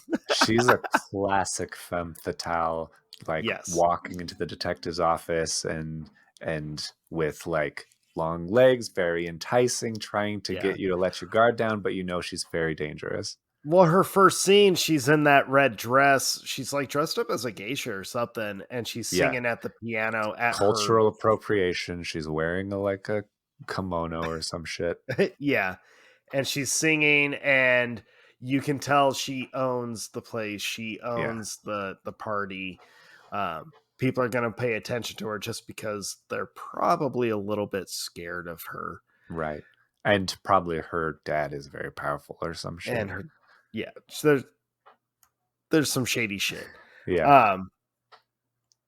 And then when she's her and Brendan have made out in bed after he has an emotional breakdown finally over losing Emily, she does that classic mistake where she leaves the clue behind without really thinking about it because they're comfortable. And that's really, to me, that's when Brandon, because he sees the arrow. Mm-hmm. To me, he knows in that moment, but he confirms it when he concocts his plan with Tug of I'm going to take your car, try and get rid of any tails, and then I'll meet everyone over at the Pin so we can solve this, which is a big story point or plot point that you and I completely skipped over, which kind of a big deal. Is probably the biggest reveal of the movie. So I would argue the second biggest reveal of the movie. Okay. I think the ending has the reveal. Yeah. Fair. So Dode is threatening Brendan because he's I saw you go and move her body. Dode is convinced that Brendan is the one that killed Emily. And he flat out tells Brendan, I'm selling you out. You're going to die. Yeah. I'm going to tell the Pin. He's going to kill you. This is going to be great. And Brendan's you don't understand. You can't do that. I didn't kill her. And you really don't want to get mixed up in this. I did not. Right. Oh, hi, Mark. Go listen to our episode of The Room, folks. It's awesome. It's amazing. It's so good. So Brendan gets called to the tunnel with the Pin and with Tug and with Dode. And Dode does the worst hinting, which is such a teenage thing. Right. Again, they think they're being clever. Right. And he's I'm telling you, it's someone real close to you. And Brandon's standing right next to the Pin. You're this is so bad. Yeah. It kind of says a lot for the Pin not being as smart as he's like alluding to, because at no point does he look at Brendan and be like, "Did you kill Emily? Are you the guy?" Yeah. Because Toad makes direct eye contact with him every time he says, "He's real close to you. Yeah. He's super close to you." But yeah, He's that whole probably time, thinking like not literally physically close to me right now, but somebody that I like trust and I'm close to right. and all this stuff. I'm not this Yeah. kid I met yesterday. And then you got Tug, who's like super mad at some blades of grass that he just keeps tearing and tearing. Yeah. And yeah, the reveal is like Tug throws his big fit, which not shocking that Tug suddenly is the one coming after Dode and Mhm. throws the fit, because his whole body language is very much like, oh, this is more than just he's the muscle. Like he's already been set up to be the hothead, but right now he's like, this feels personal. Mhm. And then you got to remember him yelling at Laura at the party, and you realize like, oh, he's screaming about Emily, like. Yeah. And so Yeah, Tug throws he's his, emotionally involved more than you thought he would be. yeah, and he beats the shit out of Dode. And then and great, like this is one of those really good scenes, and I think it's shot great. I think it was well written and all that, is when Tug executes Dode, where Yeah. he just pulls a gun out. There's no dialogue, there's no pleas, there's nothing. It's just that wide shot from the tunnel, and you Mhm. see the blood and the body slump, and then the birds fly out. See Michael Bay and John Woo. That's effective ways to use birds flying during a traumatic scene. Uh, Not Mission Impossible 2. Shots fired. Um, and that kind of like blows this whole thing up, where Tug points the gun at Pin, and Brandon's like throwing up and sick because he just saw someone get executed for the first time. Yeah, it's not every day in your high school career that you see a murder in the Right. gutter. It's gonna kind of like have an effect on you. Yeah. Um, and so that's what sets up Brendan, like gets taken to Tug's house. You're at our place with my mom and dad. Like, Yeah. again, Keep it down. your mom and dad are terrible parents. They should have been looking at you dressed the same with all of your goons and been like, I think we need to have a Are you conversation. okay, son? Are you leading a cult? Right. But like, Tug's interesting because he's so anti Brendan for the majority of the movie. Mhm. Well, at least the first half. And then out of nowhere, he just like spills all of the king or the Pin's details about the bricks of heroin, and then him and Brendan are kind of close, and then Tug takes Brendan to his house and tells Brendan like, so everyone's at war now, or they think there's going to be a war. Mhm. And that's the part where I'm like, a war with who? Dode wasn't in a gang. I mean, are Yeah. you and the Pin like just you two having a war? Because aren't your goons the Pin's goons? I'm very confused with your war. Yeah, or they are going to bring the heat from the bulls onto Or the them Bulls. because Yeah. you have now a dead girl and a dead guy in the bodies were in the same area. Like Body, cops are same gonna find area. out. Both are murders. Yeah, Um, like the heat is on for this and I group. like that Brendan's like trying to figure out like what his next move is, because obviously things escalated a little bit worse than what he probably figured it was actually Mhm. going to. Yeah, I And mean, Tug also admitted that he was romantically involved with Emily, yeah, and and and before Dode was executed, there's it's revealed that Emily was pregnant, pregnant. Yeah. and Dode thinks it's his um, before she died. So it gets very messy as far as not Uh, just relationally, but in legal senses as well. a little bit. It's very, very, very messy. Um, and so Brendan's like really concocting his next moves, and that's when Laura shows back up and he has this breakdown, and Mhm. Laura like makes out with him as he's crying. You're like, that's a little manipulative. I never took that as like a sweet moment from Laura. Like, that No, ain't comforting.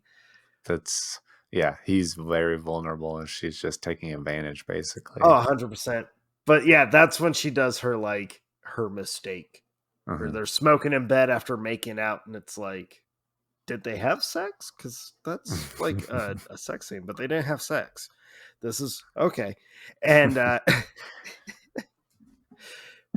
yeah, Brennan like does he sees the cigarette with the blue arrow, but when he's telling Tug his plan of, I'm gonna take your car and drive, by the way, do you have a cigarette?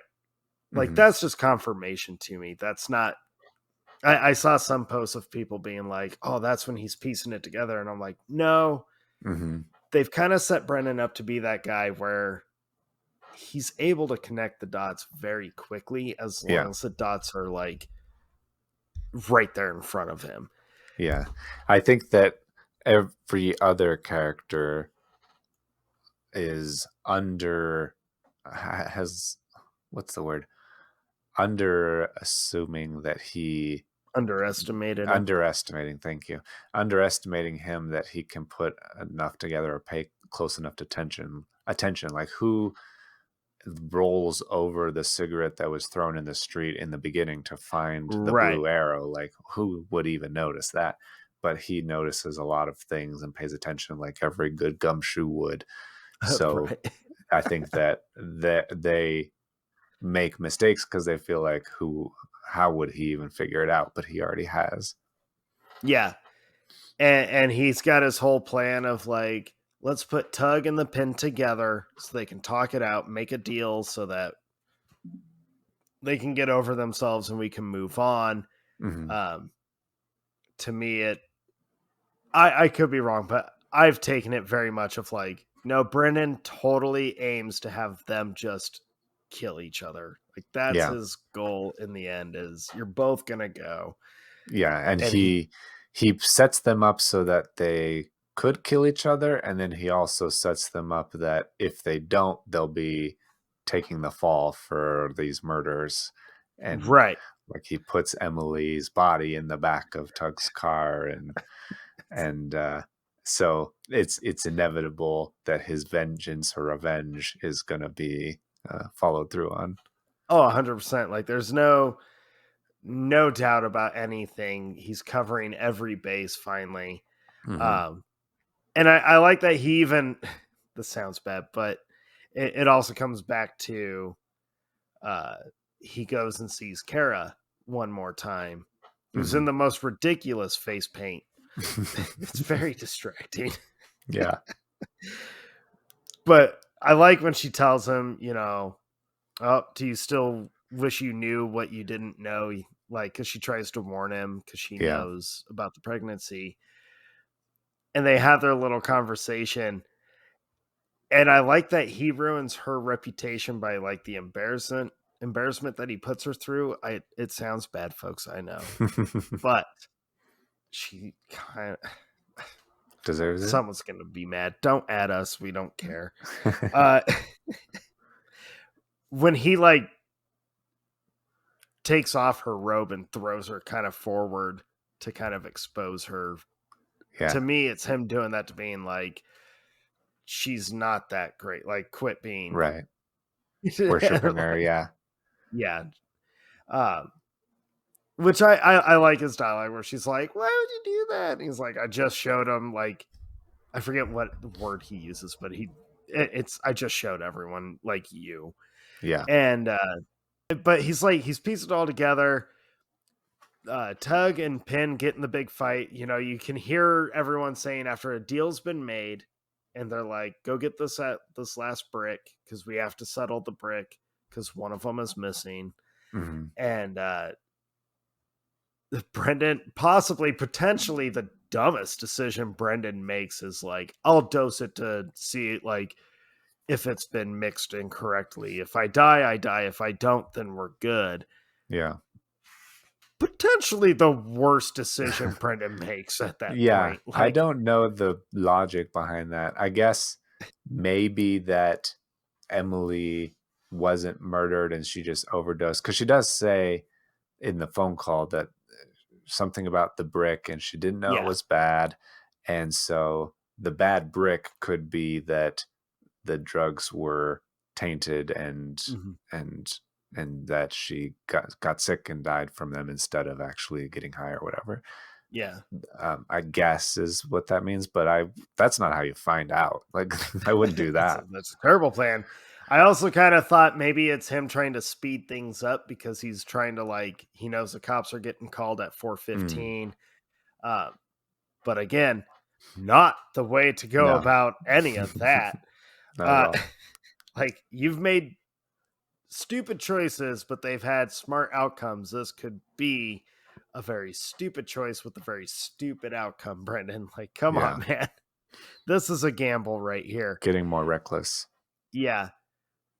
But it pays off, Tug and Pin getting their big fighting match because the last brick is officially missing, Hmm. which you can tell takes Brendan off guard because the last brick was not supposed to be missing, but it's gone. Hmm. You hear the gunshot, the fights break out. Brendan makes it out of there while everyone kills each other off. Um, and I like that shot. He's on the phone with Brain, or no, that was before, where he's got like the bag in his hand and the Yeah. trunk pops open and he's just talking. Uh, Hmm. I like that shot. I like how slowly the trunk opens as he's like ending his phone call, and then he comes over and he's just holding the bag and looking. Hmm. I like that shot. I like the way that Rian Johnson kind of paced that scene and set it up, because like his Yeah. plan is full motion. Like, there's no going back. Right. Everything How ends. these clues or things are being slowly revealed and set Yeah. up to be revealed. And then my personal favorite scene is the final scene of the movie, dude. It really is. I think his final conversation with Laura is fantastic. I think that has the best twist. I think it's the most hard-hitting scene of the movie. Yeah. And I love the final line as well. Just, I think the ending makes up for any complaint that I would have over the rest of the movie. The ending to me really does redeem everything, because it's such a good twist that I feel is the punch in the gut, Yeah. because they've kind of like already been alluding to so much of it, and then to finally have them just say, like, whose baby do you think that was? Yeah. Like, Like, she was pregnant for the last 3 months before she died. And so you two were still together when she got pregnant. So right, that baby is yours or was yours. was yours, yeah. And her whole reveal where he's like explaining to her and you as the audience of, here's how it all went down. I think it's a really well written breakdown of the scene, Yeah. of the crime, of the situation, because every detective story has to have the big breakdown of, here's how the events transpired. And Yeah. I like that. And I like that she tells him flat out, like, well, you got 9 out of 10 right. Like, she's not going to hide it. And he's like, cops have been called. Like, you're going down. Everyone is dead. You're the last one out. Like, Hmm. this is happening. I don't know what more you want from me. Um, and I love how, like, she leans into him and they cut out, like, the dirty word. Hmm. Yeah. And it's one of those scenes where this is a scene I feel people can use to argue that Brain is only inside Brendan's head, because Brain does kind of, the way it's shot, Brain comes out from, it's the back of his head towards the left, Yeah. so I guess stage right. Um, and he's like asking Brendan, like, what'd she say? And then you have that weird long, and this is such a, like, to me, such an indie film kind of shot, Hmm. where it's someone walking in a field far away, but they hold the shot Hmm. for like a second or two longer than what's actually necessary. Yeah. They just hold it on Laura walking away, and then they cut back, and he's like, "She called me a dirty word." He's like, "Fine, don't tell me." And he walks back, right? But then they cut to Laura walking in the field again. They cut back, and Brendan turns to walk away, and Brain is nowhere Hmm. in that wide shot. So I know that's a scene that people have used as their argument towards Brain being. Yeah, I mean the imagery definitely supports it. It does. Um, but you've kind of got me siding with you a little bit. I don't know which way I side, man. Do I think Brain is real? Do I think he's not? I don't know. It works I both don't know. ways, and I think that is speaks to the quality of the writing, that it doesn't really matter. It kind of adds intrigue to try to figure out, and Yeah. it adds, I guess, variety as well, that you can watch it from one perspective and you can watch it from the other perspective and get different things out of the same story. Mhm. That's interesting too. But yeah, it's a very interesting movie. I would say even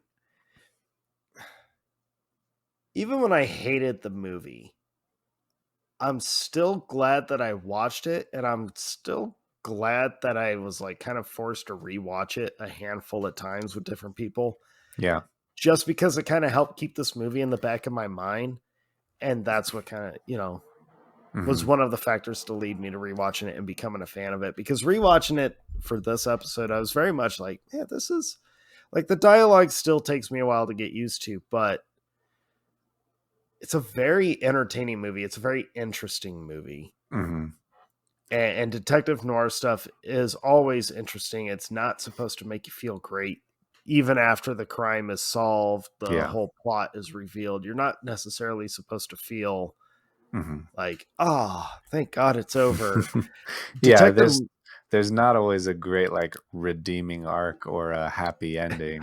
My right. my favorite noirs are the ones that are more gritty and there's no good guys, and it's just various shades of gray. Yeah, where it's very like Miller's Crossing style, which is Hmm. fair to say because Miller's Crossing was kind of another influence on Rian Johnson when he made this movie.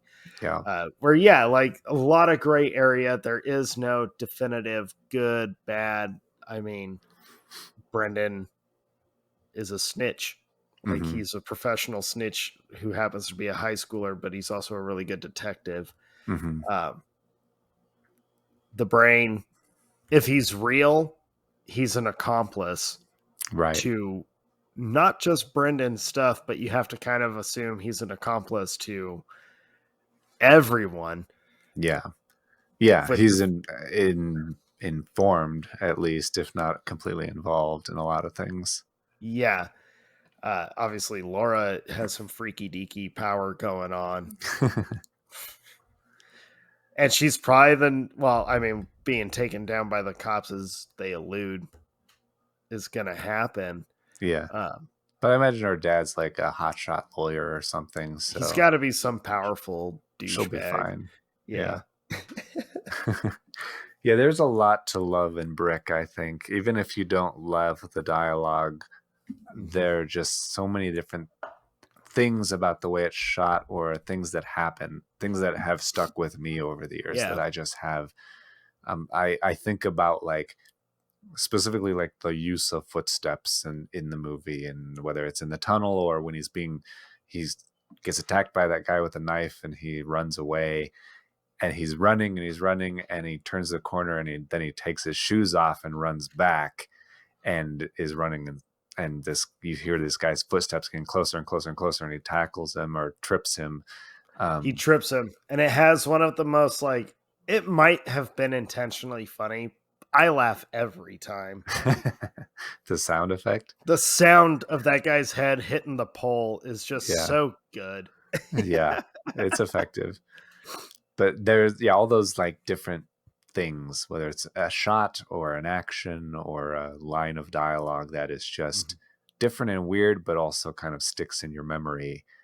All of those, I think, are reasons that I like Brick. Yeah, I think I enjoy watching it more in terms of just how it's shot.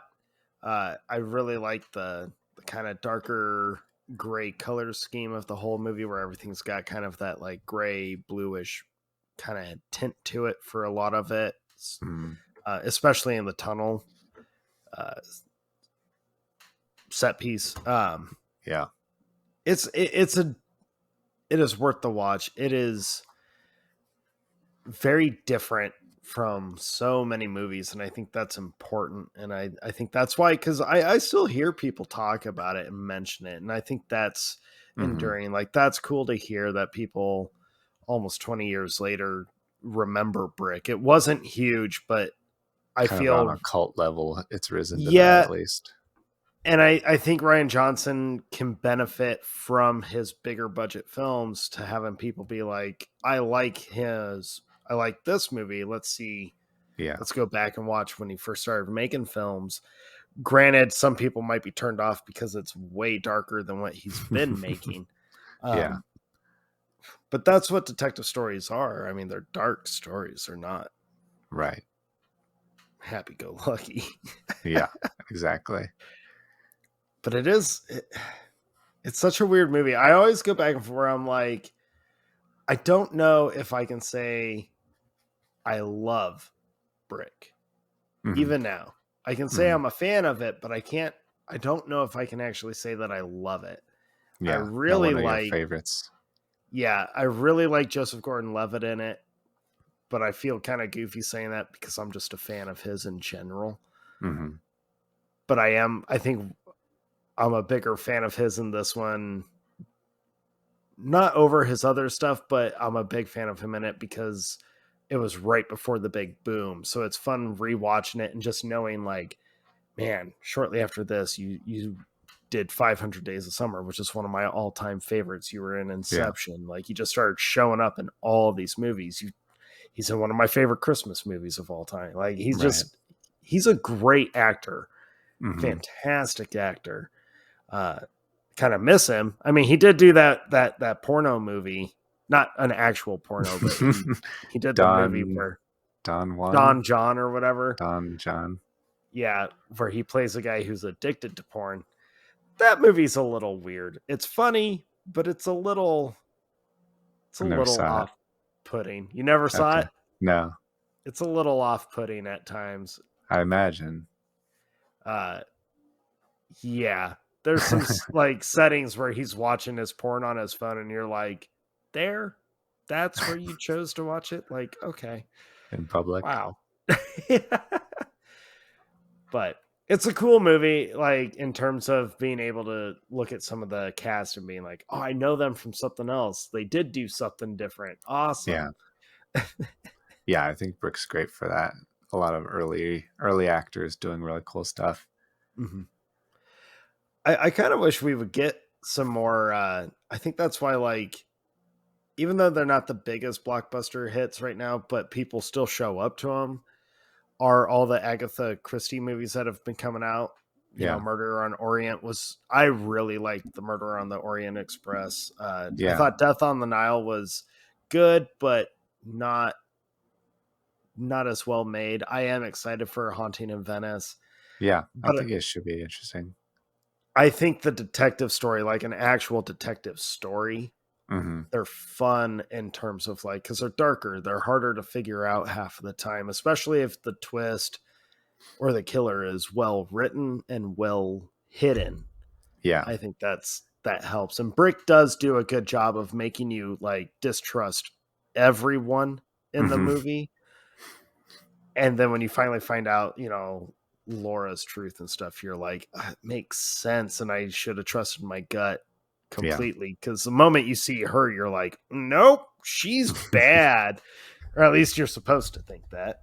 Yeah. Your guard goes up for sure. But she's also very disarming. I think she does a good job. She is disarming. I'll drive you home. I'll drive you home, You Brendan. trust me yet? Do you trust me yet? No, bitch. Yeah. Stop asking. I will tell you when I do. Don't hold your breath. Right. All right. So that's Brick, I think. I think that's, yeah.